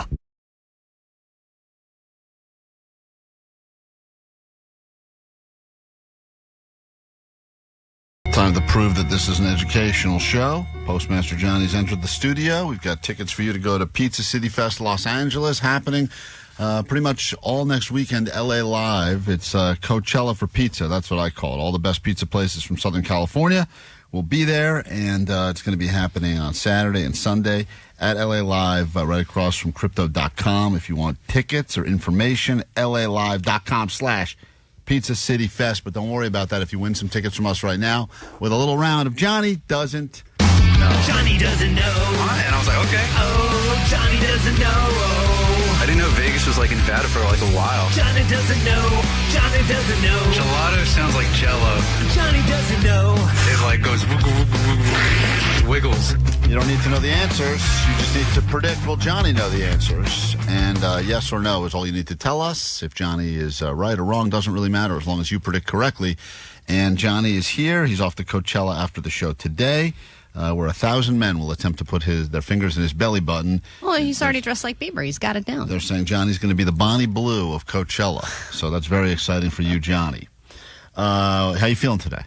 Not good, because I'm sitting next to Jake's clothes and it smells. That bag of clothes smells so bad. We tried to drown it out with good pizza. We tried to, and for a while I could smell the pizza over the clothes, but now the clothing... You can't beat my smell. You can't beat Jake's smell. You smell like the hippie lady at the record stores that wave around that smoke stick thingy. Yeah, man, it smells good. There was a time I remember growing up where my dad decided he wanted to ride a bicycle. He wanted to go out with other men and other dads would go ride bicycles. And when they would get back, there was a smell. It was like a combination of like 5 dads after riding a bicycle, like out of shape dads riding bicycles. And that's what he smells This like? is kind of the smell I'm getting Mixed from Jake's clothes. Mixed with hippie. Mm-hmm. It's a terrible smell. They should make a candle. Oh, no, they should make a candle to burn all of Jake's clothes. Chrissy, Huntington Beach, you're the first contestant in this exciting round of Johnny Doesn't Know. Questions for Johnny. This is going to be the potpourri round. Johnny, you know what potpourri is, right? Like the mustard? Wow. Oh, boy. That's not even his first question. Chrissy, here is Johnny's first question. You just have to say, will he know or will he not know? What is known as the American pastime? Will Johnny know that, yes or no? I think yes. Mm-hmm. All right, Johnny. It has to. I mean, I guess, yeah, yes. Well, you went with confidence to less confidence. You think Johnny will know what is known as the American pastime? I feel like he watches baseball. Oh, dang it. He's not listening, is he? What were you going to say, Johnny? Baseball. You were going to say it? Yeah, because I played it in high school. We'll have to go with a different question. We can't give you that one. I thought Johnny was going to say slavery. Sorry. I was convinced Johnny was going to go slavery. I mean, they did love it back then. Let's go. Try not to answer the question this time, Chris. We're going to have to hang up on it. Okay. I'm so sorry. Next question for Johnny. What animal is the official symbol for wisdom? Will Johnny know this, yes or no? No. Okay. Johnny, she says you will not know. What animal is the symbol for wisdom? Johnny's thinking right now. I want to go with 2 animals. No, we can't. Already, that's wrong. I'm reasoning. Let him think it out. Let me cook, bro. I'm reasoning out the turtle and the praying mantis. Now, I want to choose... You can have them both. But one of them's the answer. Take them both. You can have them both, Johnny, if you want. She said you wouldn't know the official animal that's the symbol for wisdom. Do you feel one more than the other for a reason, or? Only because, like, in Kung Fu Panda, the wise sensei was the turtle. Right. And he was old as hell. Mm-hmm. But then the praying mantis does look like an actually sophisticated-looking creature. You think it looks smart because of its little legs? Dude, it's a praying mantis. I feel like... That's like the animal of choice. You know what I mean? Right. When it comes to like big brains. Smart things? Okay. Yeah. Well, praying mantis. Praying mantis. She said you would not know, and she's correct. You don't know. It's the owl. The owl? The wise owl? Woo! Wise owl. All right, hold on one second, Chrissy. It's very easy to win in this game. It is good to know your animals based on Kung Fu Panda, though. I think that Johnny's on to something, but sadly he's not right. We say hi to Mario now. Mario is currently driving to Coachella. Is that correct, Mario? Yeah, my son and I. Oh, cool. Enjoy. Who are you excited to go see? He wants to see the Strokes. Oh, very nice. Good choice, man. All right, moving on with Johnny. Johnny, if I were to send you out to buy me 1 ounce of AU, what would I be asking you to buy me 1 ounce of? Will Johnny know this, yes or no? 1 ounce of AU. Will Johnny know this, yes or no? No. All right. Johnny, he says, you will not know. I send you out. I said, Johnny, here's some money. I need you to buy me 1 ounce of AU. What are you buying me an ounce of? He's thinking. He's perplexed. Wow. If only that praying mantis was here to help you. Rubbing its little legs together. I almost said cricket, too. But then cricket and praying mantis are 2 different animals. Right. Just figured that out last week, or did you know that for a long time? Jiminy Cricket. Johnny, wow, what the hell is AU? Is that a drug? Send you out to get me 1 ounce of AU, and I'm giving you money to do it. What are you coming back with? AU to me sounds like a drug. Like it's a slang for like a drug or an abbreviation. It's not steak sauce. That's A1. That's a good point. All right, let's You've eliminate- ruled out A1. Yeah. All right, it's going to take us a while to get there, Mario, but he's ruled out A1 steak sauce. Once you've gone through all the numbers and all the letters, you get to AU Let's sauce. go with A2. A2, I don't know what that is. Moving on. Alcohol, underage, alcohol, Uranus. I don't know. I've never heard of AU. Okay. Mario, good job saying he would not know. He does not know. AU is gold. It is the symbol for gold on the periodic table. And if I were asking for an ounce of it, I want an ounce of gold. When would you ever give me money and send me out to the store to get AU? Well, I'm saying if I You were just asked me that. Go to the store. If I give you money to go to the store and get I didn't AU. say store. I said if I said to you, go get me an ounce of AU and gave you money, what would you come back with? And you said not steak sauce. I was So- over here thinking of like stuff you could buy at a market, and he's talking about gold? Yeah, you were in a different realm. That's the thing about Johnny, though. Once he thinks he knows what the question's asking, he kind of writes his own story. I mean, what a great errand, though. You're a pretty rich person if you can send someone on that errand. And you trust me to do that. We move on. Imagine some guy's actually looking for gold, and Johnny comes back with a ton of steak sauce. I didn't have any AU, but I got you a ton of A1. Thousands of dollars. An ounce of gold's worth. This is Donovan in Ontario. Good morning, Donovan. Welcome to K-Rock. How goes it? Sweet divots. Shout out to Sweet divots. And shout out to the net banging community. Up for grabs, Pizza City Fest Los Angeles. You'll eat a ton of pizza, including from the place that we just tried, Anna's Pizza, in a legal controversy right now. And we say, all right, Johnny, if there were a spider thruple, how many legs would be involved in a spider thruple? Will Johnny know this, yes or no? I'll go with yes. There's a thruple. Let's call it 2 female spiders and a male spider, because that's hotter that way. And they are having some sort of a thruple situation like Vanessa's involved in. False. How many legs Why'd you guys break up? are involved? He says you will know. Spider thruple. Damn, does the spider have 6 or 8 legs? I can't remember. I'm going to say... I'm going to go 18. I think a spider has 6. Unless it's ace, then it's 24. If it's 8, then it's 24. Well, they didn't Damn, answer. I can't remember. Spider thruple. 3 spiders. Spider-Man's costume, the legs. You gotta look at it. There's Think about it. 3 on the original cartoon one on each side. So I'm going to go 18. 18. Yeah. Sorry, Donovan. Are You you said kidding Johnny me? would know, and he did not. Spiders have 8 legs. Ah, damn, so it was 24, bro. 24 I was legs. right. You weren't right. You weren't right. I gave 2. Whatever, dude. This... Whatever, You gave dude? 2 options. Whatever, dude. Whatever. Whatever, this game's stupid. I gave 2 options, man. One I knew final it was- question. You've been doing great with animals, so we'll give you another one. Let's say hi to Chris in Valencia. Hey, Chris, welcome to Johnny Doesn't Know. So far, Good morning. Chrissy's gotten hers right, and Mario's gotten his right. And here we go. Okay. What do you call a baby kangaroo? Will Johnny know this? A baby kangaroo.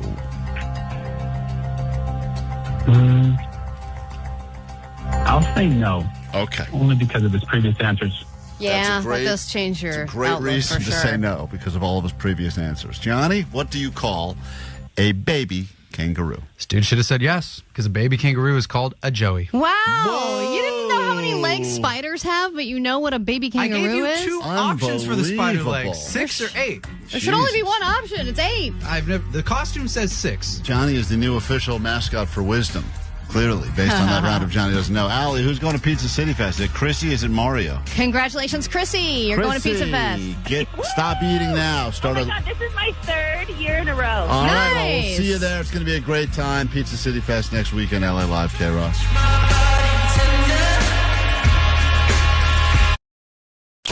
World famous K-Rock. Klein Alley Show. Klein Alley Show. K-Rock. Klein Alley Show. If you're wondering, if you're watching along on YouTube today, perhaps you've seen the mural of Allie that somehow popped up in Echo Park, although people claim that the mural's been there for a while, but I don't know. It's uncanny, the resemblance. You got to see it on Instagram and on YouTube, but it is Allie running in a race with that awkward running face she has and awkward wonky arms and boobs and everything. And it's beautiful, and it's getting a lot of reaction and a lot of attention on the post we put up today. There are some people who even theorize that this person who made the mural was predicting the future. Oh, this is going to be one of those Nostradamus things. Yeah, that they were writing the story that was to be in several years. Usually in the The Simpsons gets all the credit for the animation predicting the future, but there's some predicting this wonky lesbian. There's some muralists will who make an appearance in L.A. I mean, this is a remarkable story. I don't know how this hasn't been picked up by the media yet, but a mural that's gone up years ago that happened to 100% predict exactly what Allie looks like while running is wild. It's also wild to me how many other people are fascinated by this. I mean, we just put up the picture this morning, and there are hundreds of comments of people just talking about this mural. It's uncanny, and either it was defaced. I mean, I'd like to believe a listener went there and graffitied you on there. I don't know if, Omar, you've been looking at it, studying. I don't know if there's a theory. It is really, truly remarkable. The entire thing is a little confusing because they are clearly past the finish line. However, the finish line isn't disturbed at all. Like the guy didn't decide to paint normally that. would be like on the floor or something. Right, you know it would be torn. And then there's an African American gentleman in the back, and I don't know, he's like getting ready to attack the white people. What? In the back. Is this a problematic mural? God damn. Allie's involved in a problematic mural that's been up. Man. It is an interest. Everything. Like he's in the back going like, "Oh, I'm gonna get you guys." Did you track down the artist that painted the mural yet, Vanessa? I know that we were able to find exactly who painted this, but I don't know if we've spoken to the guy yet. You're not talking. Thank you. I hit the wrong button. I haven't spoken to the guy, but the artist's name is Ruben Soto. But have you attempted the number that we tracked down? Because a lot of listeners did some digging behind the scenes to find this and then find us the information. No. What do you think I am, a producer here? Yeah, all right. Yeah, I'm really bad at my job.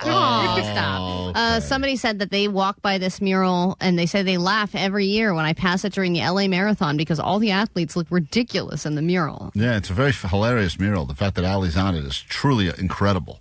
It's an incredible moment. Someone said I've looked at Allie do this dance before. Yeah, it's really wild. Once you see it, you can't unsee it. Mm-hmm. And we're going to figure out, we got to track down, now that we have the number, let's at least, if the artist is there, I mean, we'd love to figure out if he was... His number's actually on the mural. I know. Someone said it looks like Allie is riding an imaginary lowrider bicycle. It's so funny.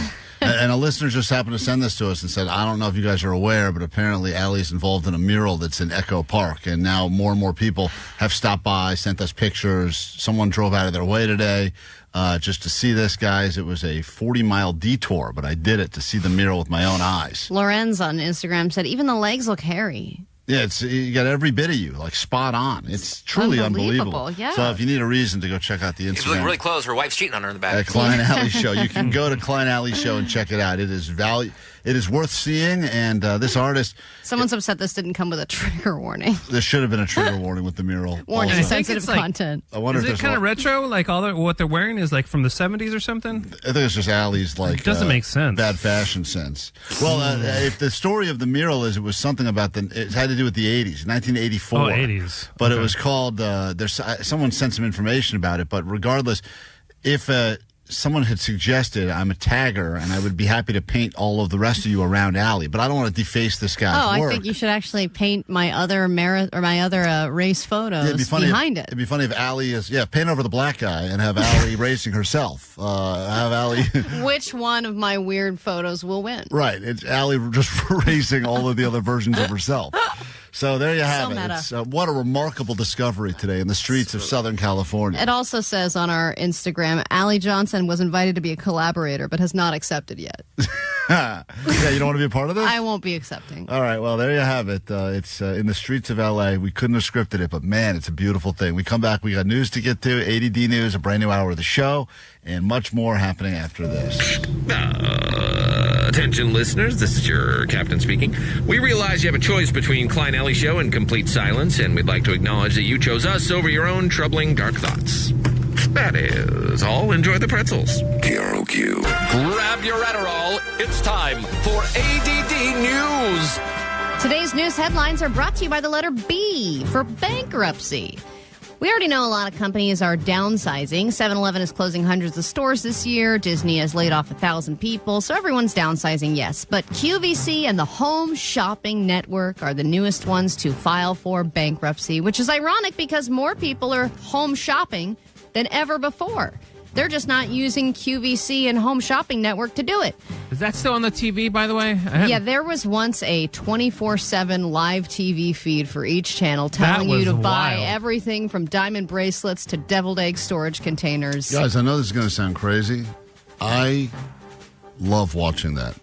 It's comforting because it was the go-to for every middle-aged woman in a giant bathrobe. You could just sit there and zone out. They go product to product and it doesn't make sense. And yeah, I love it that it's chaotic. I love it that it's live. I love it that a lot of times they don't have anything. They got to kill like 25 minutes trying to sell a pot. Yeah. And then what are you going to say about it? Right. Yeah, it's a pot. It's a pot. Yeah. And they can't, you don't know, man. It's good pot. Well, and also it's going live then where they're like, all right, we got a few more bits. Okay, wow, now the orders are coming in like crazy. And if you order now, then this happens. Yeah, it's a little bit exciting, but also the part that I really love is that they have, just like we do here on this show, we have a lot of problems with the callers. Obviously, the connections aren't great. The people, sometimes the comatose people that battle Allie for her money, and they always get the oldest, most decrepit people that are trying to call in with endorsements of the thing. Like, I bought that jumpsuit and I wear it.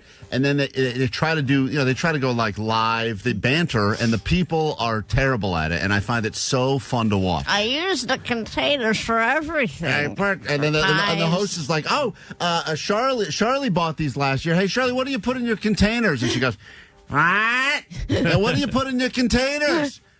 I said, I bought the containers. Right. I know, but what do you... And I go, you got to abort, drop this call. You skip all that on Amazon. You're just clicking and buying. You don't know who else is buying the products. It's compelling. It's just the most compelling TV, and I'm so sad that they're filing for bankruptcy. Yeah, that's one of the sharks, right? I forget her name. Well, yeah, the QVC lady. Lori goes on there a bunch just because she sold a bunch of stuff on there. But wasn't she one of the main people behind QVC? Oh, I don't know. I don't know if she was one of the early investors. I just know that those channels, when I'm flipping around, which is rare because who flips around anymore. Right. And I see it. At a hotel. I will usually stop for a little bit. That guy who sold baseball cards. Well, that guy was great. And the guys who sold knives. But that was kind of, those were the knives. That was something I always wanted. Those guys were awesome. There's a great clip. I don't know, it was viral a while ago, but the guys were selling knives. And I think the guy cut his ear, holding up. Oh, really? Yeah, and he was like, look at this cool knife. You can get, It was so great. It's sold like $1 million right there. It is sharp. Well, I mean, they look incredibly sharp, and then they show what they can cut, and it's just incredible, those demonstrations. Yeah. Cut through this guy's ear. But it did revolutionize the shopping experience back then because people didn't have to leave their homes to spend money, and that was an incredible idea for some people, especially people in middle America that didn't have access to anything beyond a Walmart. And agoraphobes and all this stuff. Yes. And the best part about it is if you ever saw when they were selling clothing there, the sizes would start at XL, and they would go from XL they to had animals on them always. XL, yeah. Spirit Airlines also filed for bankruptcy twice already, and it hasn't helped them much because they have said again, the most recent report is that they are running out of money, and they could run out as soon as next week. So they could start liquidating everything if things don't change, which is bad for me because I just bought Spirit Airlines tickets to Vegas. And if it liquidates, then they stop all operations and they would cease everything. Everyone who has tickets on a Spirit Airlines flight would just not have a ticket anymore. That would be your greatest mush yet. Not that they've had great, a good couple of years, but the idea that you just finally made your decision as to which, I know you were back and forth. Oh my God, I was toggling price history, doing all that crap for weeks. Finally, I bit the bullet and I did Spirit Airlines round trip $250. And Allie's going to be the one person that's going to take down that airline. It's unbelievable. Well, and I probably, if they liquidate, I don't think I would even get my money back. Nope. I think they would just be like, nope, that's gone now. We're inching closer and closer to Jason. That would be July, August, September, October, November. All the fun stuff starts then. Klein is trying to get shredded by summer. But as far as your 4th of July holiday goes, it could be less explodey than usual because more and more firework displays are going to turn into drone shows, and this is happening at SeaWorld. California Coastal Commission has approved SeaWorld's plans to to replace its summer fireworks with a drone light show. Boring. The commission gave its unanimous consent to the pilot program today. The show would feature as many as 1,000 drones. The change comes after years of noise complaints and a lawsuit over environmental impacts. So I know that SeaWorld has also been associated with environmental impacts for quite some time, but even if it is 1,000 drones, it's still super lame compared to a fireworks show, right? And I'm not like a huge firework person. I know you are, Omar. I love it. I feel like we just do the same thing every year, and it's like bigger fireworks, more fireworks, Yes. fireworks. Listen, this is wow. America. I know we've seen Come it on. every year. It's the same thing. It's fireworks. Let's blow up So some it'd be drones. kind of interesting to see Oh, something different. There's an idea, Jake. Yeah, that's the We one. get the drones, and then we get the fireworks, and we aim the fireworks at the drones. Put them all in a killer whale's mouth. Kill the killer whale. Yeah, that's America for you. So there you have to that to look forward to. Mm-hmm. So there you have it. And also, I think it's funny that SeaWorld is trying to, Do the right thing. move away from the bigger issues that they're dealing with. Let's not talk about all this. Never mind Shamu. Let's talk about these Let's drones. talk about all this dolphins in captivity, and let's focus on this drone situation up in the sky. Look up, don't look down, Yeah, look up. exactly. Kick off a brand new hour of the show now. Oh yeah, welcome to your weekend. K-Rock Klein Alley Show. We interrupt the regularly scheduled program right now because we have tracked down the artist of the mural. It's unbelievable, but Great this was job. brought to our attention, and it was not hard to track him down because he wrote his phone number in paint right next to the mural. So even our crack We staff could not get him by the end of the show. I would have been. took us 3.5 hours to track him down, and his handle and phone number was written on the mural next to the picture of Allie. But in Echo Park, there's a mural by the lake, and apparently it's Allie running, and there's no shortage of bad pictures of Allie running. Clearly, she's not good at photographing and running at the same time. No, and every time I run, I try and take a better picture, and then I outdo myself. Listener found this, I think tipped off Jake to it originally. Jake said, is that real? We couldn't confirm it was. Then we got more people that tipped us off and said it very much is real. I see this mural, and I think to myself, that looks just like Allie. Now, a lot of people have gone to our Instagram for the first time ever. They didn't want to ever see what we look like, and I don't blame you. I know Johnny was like, "Why are we getting so much traffic on our Instagram this morning?" The artist responsible for this mural in Echo Park is on. We'll find out if he's a fan of the show, if he knows Allie, if he was inspired by her inner beauty. You are the actual artist who painted this, correct? Yes, sir. Wow. Hello, sir. Hi. We think that you have an uncanny ability to either predict the future or you were somehow influenced potentially by Allie here because this awkward white woman who's in the front of the race in the white tank top is a spitting image of me. Dead on, 100% perfect resemblance of Allie, so much so that listeners have been reaching out to us all day long about this. Oh, that's excellent. That's so. What radio station is this? K-Rock. K-Rock. Okay. Okay. Yeah. What would you like to know? The mural? We'd like to know the story behind the mural and particularly the woman who I look like. I thought nobody would pay attention to that girl at all. Yeah. That sounds like Allie. That's why we are the same. You've captured her inner nobody cares spirit. Yeah, I gotta look you up to see how you look, but that I can tell you that the little bit of the mural is I painted the original one back in 1984. 1984? Yeah, a long time before ago. I was born, Klein. Yeah, that was my first mural. That was my first time I ever touched paint in 1984. That was the Olympics. Wow, unbelievable. How do you feel about your product? I love it. I always go running around the lake, and I always look at myself because that's myself right there running in the front with the orange top. Oh, so you drew yourself winning the race. A long time ago, yeah. But then like 4 years ago, I redid the mural because I got better with my technique, and I just went for the good. So I added myself there, and the guy on the top, the black guy, is Kenny, a friend of mine. Cool. And then who's the woman? And then I was leaving that for last. I didn't have any women there in '84. So when I repainted the mural, I wanted to put a woman. So I put my daughter there. Her name is Storm. Allie, this could be your father. Yeah. That mural depiction is of your daughter who looks exactly like me? Yeah, I gotta look you up and see how you look. Is she in LA still? Like, what's your daughter doing? She lives with me. It's amazing because Allie actually has 3 fathers that we know of. And now the I idea could have that another one. You could have a fourth father. Unbelievable. Yes. That's so cool that you guys pay attention to something like that. You know, this mural goes way back, and now is there, and it's probably the only mural there's no graffiti on. Yeah, well, Allie's kind of like a scarecrow. I think they looked at that and they were like, I think it's good. Is there any way that you would be able to add additional runners to your mural and maybe add the rest of this morning show to the race as well? It would be so great if I can do that, right? Can you? Because I know that you claim it's your daughter, but it looks just like Allie. That we've had, as I said, listeners are seeing it now, going over to it and going, it's unbelievable. Yeah. Well, listen, a pleasure to meet you, and thank you for doing that. Get to the bottom of the mystery of the mural. Let me know. You have my number here, of course.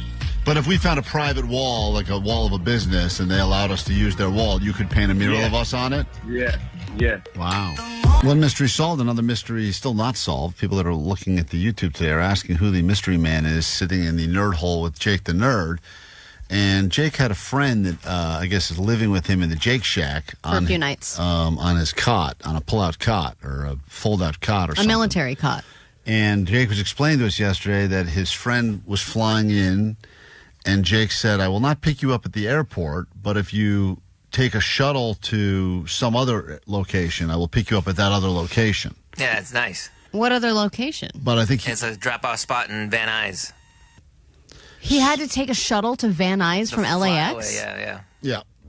And why? What else did you have to do? But that's the That was thing. nap time. That's the thing about Jake is Jake truly has nothing to do. No kids, no I have to rest. wife, no responsibilities. Oh, I'm going to be cranky. So there's not a better person to come visit that you think could probably get you at the airport, and then to say, take a shuttle to Van Nuys and I'll pick you up there, which is How still, long would that take? It's still hours. It took me 30 minutes to get there. No. How long would it take him to take that shuttle? But Jake, how long would it have taken you to get to LAX? Forever, like 3 days. No, it would have taken you roughly the same amount of time it took you to get to the shuttle. No way. Hour and a half. What? An hour? Oh my God! It took you an hour and a half to get to Van Nuys. I think so. Yeah. Yeah. Because we had to make it through the airport first, pick everybody up at the airport, and then get up to Van Nuys. Yeah, you have to stop by every terminal, pick up another sad person whose friend wouldn't pick them up from the airport. Those shuttles stink. They are the worst. That's why they write super on the side of it to try to fool you. There's a bunch of other people that couldn't convince anyone to take it to the airport. And they call it a valet. They try to give you fancy words. Wait, but Jake, so you inconvenienced your friend by an hour and a half and yourself by a half an hour. No. An hour. Because it would have took me even longer to get there. Because it took me like 2 hours to get there and then 2 hours back. That sucks. Yeah, but if you add up all of the inconveniences, that would have been less total inconvenience. Do you see what I'm saying? I don't see what you're saying. Because he would have been inconvenienced 0, and you say you would have been inconvenienced a total round trip of an hour each way. 4 hours. Dude, no, it would not If it took him an hour and a half to get to Van Nuys, that's 30 minutes away. That's 2 hours. Everybody up at the airport, though. Yeah, I know. You're not doing all the stops that he's doing. Still. It would have taken you. And is he visiting just to see you? I don't know. Yes, I flew here from Southeast Asia. What? The guy flew here from Southeast Asia So to he's see on a you. long flight? And you told the guy, your friend, this is a good friend of yours? Yeah, I assume so. He's been sitting here the whole show today. Yeah, well, I gave him a cot to sleep on. He's not sleeping on the floor. That's a good friend. You know, I would say take my bed. It's so I will sleep unbelievable. on the floor. A friend comes into You know LA what? You would not. just to see you, Jake, and you have nothing to do. Your whole day is wide open, and you tell the guy, get off. I told you I have nap time. I needed to crash out. How I'm long? very exhausted. I'm talking to your friend. How long was your flight from Asia? Oh, it was around 15 hours. So you land 15-hour flight, and then Jake says, now hop on a shuttle Oh, my. to Van Nuys. And stop. How many stops would you say on the way to Van Nuys? Well, it just makes a circle around the airport. Right. So they're stopping at every terminal, and then they do a straight shot to Van Nuys. But after that, no stops, right? Yeah, there's no stops between There you go. LAX and Yeah, okay. Jake, do you feel at all bad about this or no? Why would I feel bad? I'm giving him a place to stay. Do you think Jake's, Off the ground. Jake's friend, do you think that Jake should have offered to pick you up at the airport?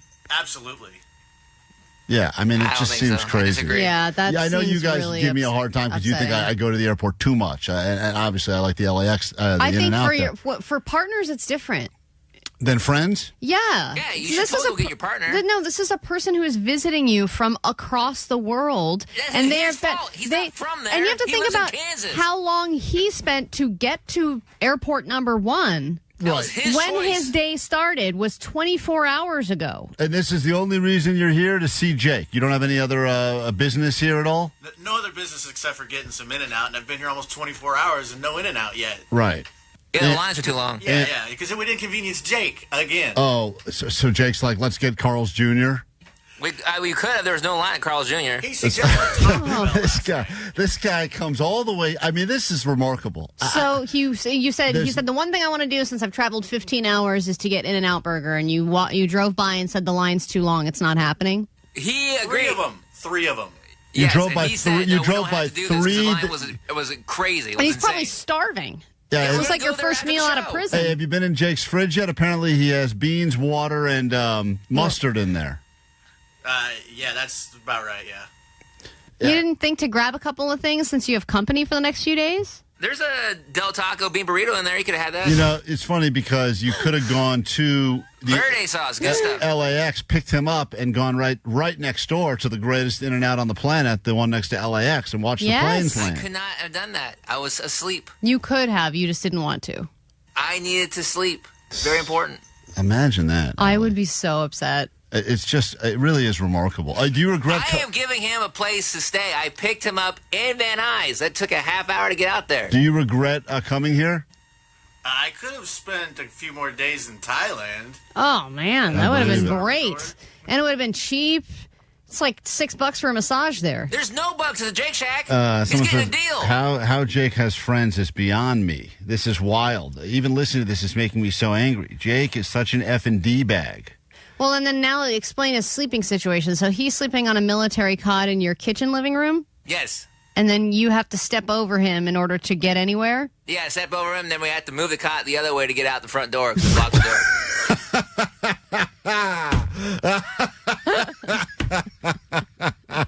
So when he was asleep in the morning and you left for work, you had to move his cot? Oh, yeah, we had to fold it up. I think that's why you had to bring him here, because he couldn't. He's like, I'm up. Let's can't- just go. You can't stay on the cot anymore. Can we get this guy some In-N-Out?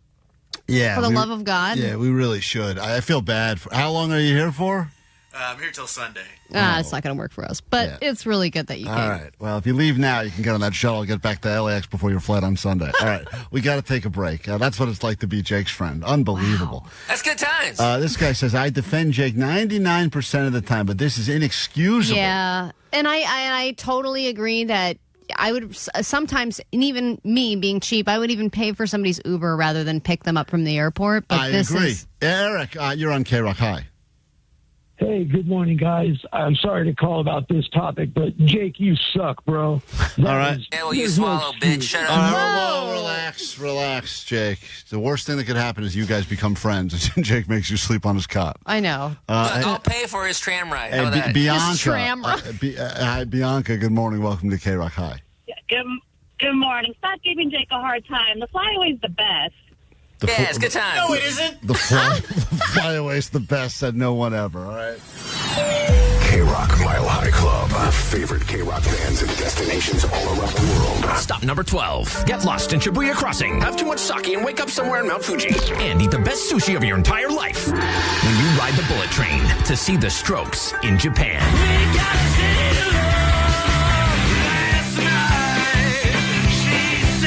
Listen at 9, noon, 3, and 6 and score tickets to see the Strokes at Just Like Heaven. August 22nd at the Rose Bowl with LCD Sound System, Big Glow, Chromeo, Feist, Matt and Kim, and more.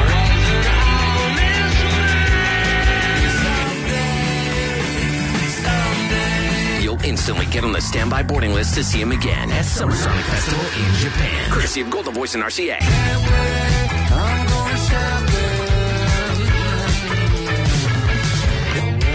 Hi, my name is Julian. We're 2/5 of the Strokes. You're listening to K-Rock. From DTLA Law Group Accident and Injury Attorneys. Accident to work injury? Text injury help to 40222 for a free case review.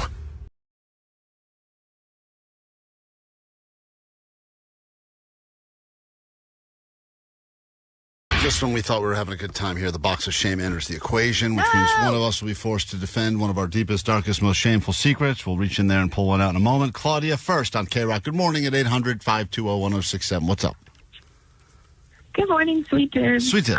If Jake's friend wants a new friend, I am a good friend, and I pick up my friends from the airport. There you go. Hey, Jake's friend who's visiting, who Jake made take a shuttle and picked him up in Van Nuys and will not take him to In-N-Out regardless of how much he wants it. Would you like a different friend? Would you like to swap out Jake for this woman? I would easily swap out Jake for All right. Cool. Just so you know, he's currently sleeping on a cot in the middle of the Jake And he shack. snores. What would be your accommodations Loud. for him, Claudia? I definitely have the couch that turns into a sofa. I feel like that's more comfortable. Oh, Okay. cool. So you'd be upgrading your sleeping Huge upgrade. situation and you'd go to In-N-Out with him, no problem? Oh, yeah, we love In-N-Out. Probably All right. would pay for him, too, right? Oh, I'm a good friend. I'll pay for him. And you take him back to the airport on Sunday so he doesn't have to take that shuttle of losers?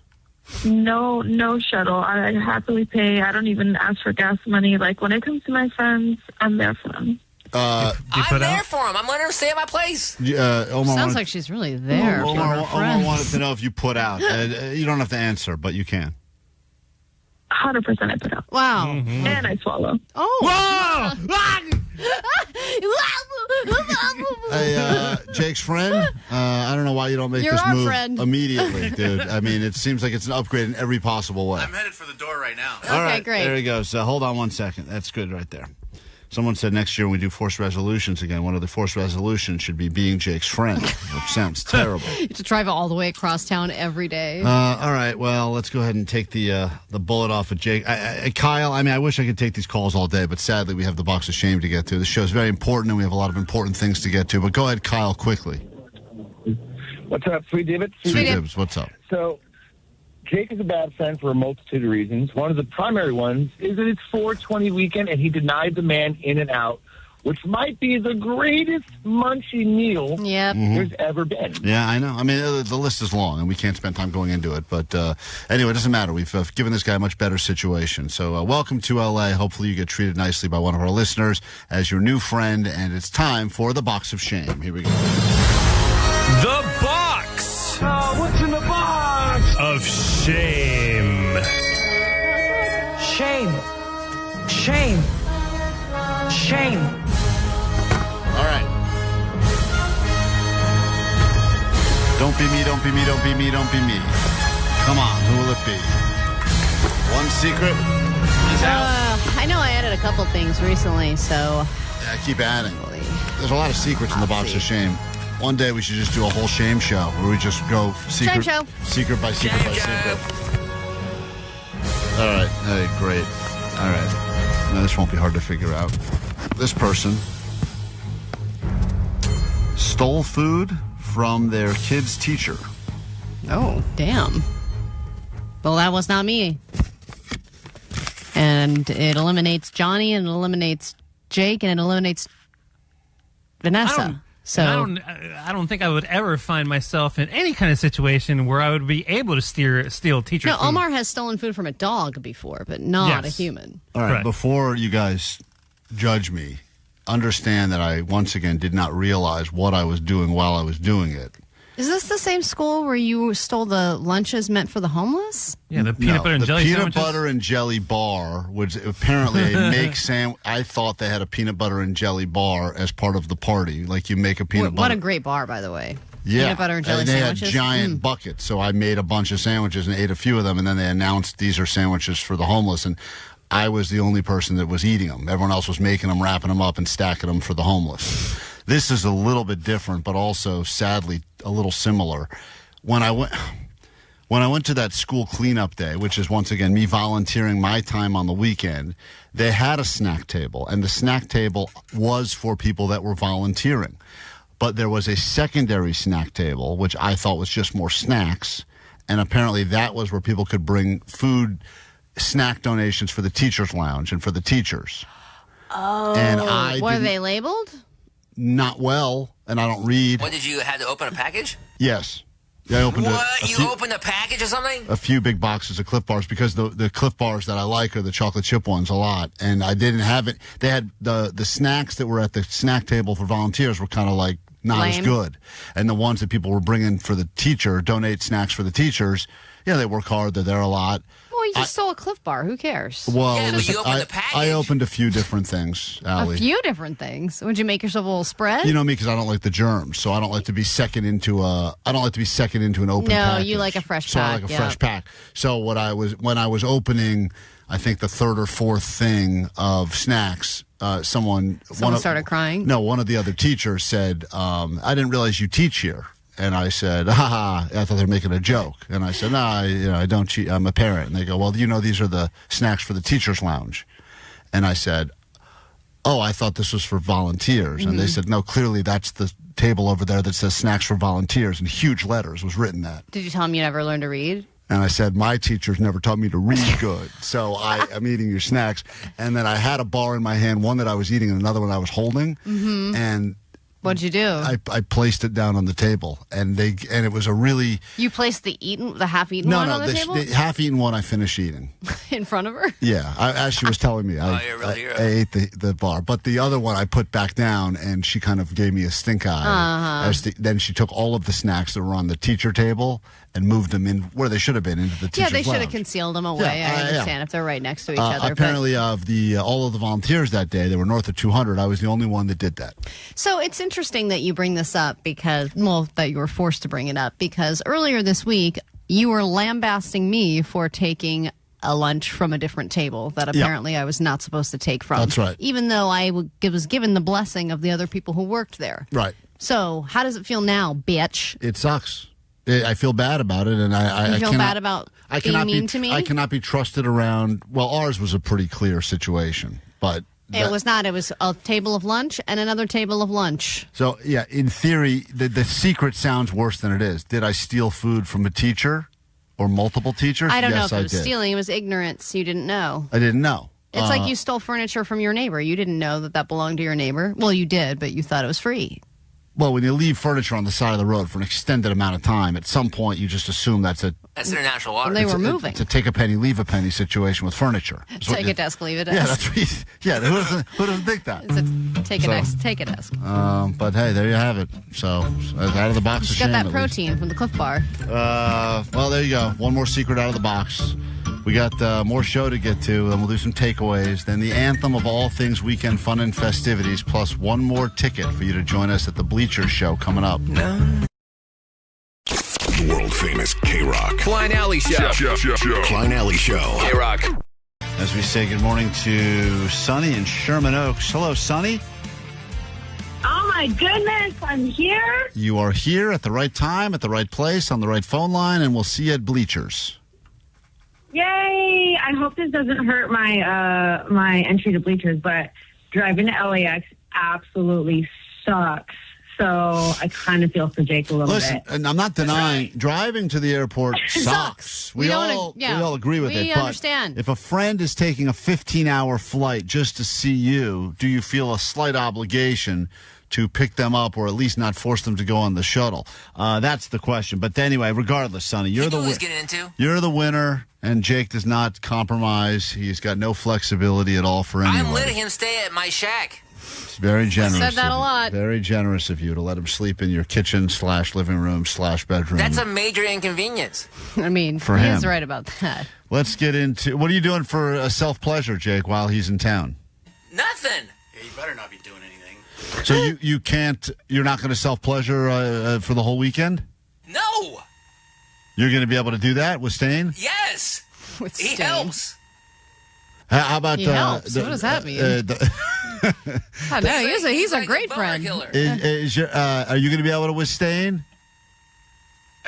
Yeah, I'm going to be able to These are such weird questions. Why are you asking them both about pleasuring themselves? He's got his own, they have to share a room now all weekend. They don't have there's no other room to go to. Not everyone can not get through 24-hour period without pleasuring themselves. Yeah, you weirdo. Yeah, a bunch of liars. Everyone can just go on with their daily lives. False. That is, no. You do it way more than anybody I have ever met times a million. Yeah, I think you're doing it right now. Ugh. For prostate health. It's not. Show your hands to the camera. Hands are both up. He can do it with no hands now. I've gotten real good at it. Is Johnny underneath the table? I'm like people that can steer with their knees. Doing it. All right, right, let's do takeaways from today's show. Get out of here with the weekend song. What do we got? 818, my takeaway is Klein loves Carol C. more than his own kids. Oh, man, the Carol C. special. Although I'm a big fan of the Obama special at Roscoe's as well. The two of them I go back and forth on. I can't remember which one I got. 626 AU is not steak sauce. 310, if you have a difficult question, ask the wise old praying mantis. You must. 818, my takeaway is Klein's got a 522 set up for his kids. And 909, my takeaway is party with Moist Joyce at Pinocchio's. Oh, that's right. I forgot about that. The big party. Moist Joyce. Happy birthday today to the great Moist Joyce. She will be at Pinocchio's, and perhaps she'll be singing this song to herself, 4 o'clock Burbank. Happy birthday, Mr. President. That's lovely. God, that is a beautiful song. So happy birthday to the great Moist Joyce. She's turning 26 today, so it's very exciting for her. What's your takeaway there, Jake the Nerd? The only two things in life that are guaranteed are death and final farts. Final farts. We learned about that. Fascinating conversation today with the people that work in the mortuary. Yeah, that was That's fascinating. something we need to be on the lookout for. Johnny, you have a takeaway? If Jake was a cologne, he'd be patchouli and perspiration. Do you have a takeaway, Vanessa? Ho, ho, ho, Kira. Ho, Kira. What? Ho, ho, ho, Kira. Remember the fake Santas? You guys the best. You need a ho-ho hoax? Ho, ho, ho, Kira. No? Is that coming to you? Allie, takeaway? My takeaway is if you don't want to get caught, put a 4 in your name. Got to add a 4. They'll never catch you, right, David? With a 4? Omar, takeaway? Ho, ho, ho, Kira. You get it? That's funny, Omar. That's a good one. No, my real takeaway is even muralists have bad days. That's right. Murals have bad days as well. Hey, everyone, check out the mural of Allie if you're near Echo Park.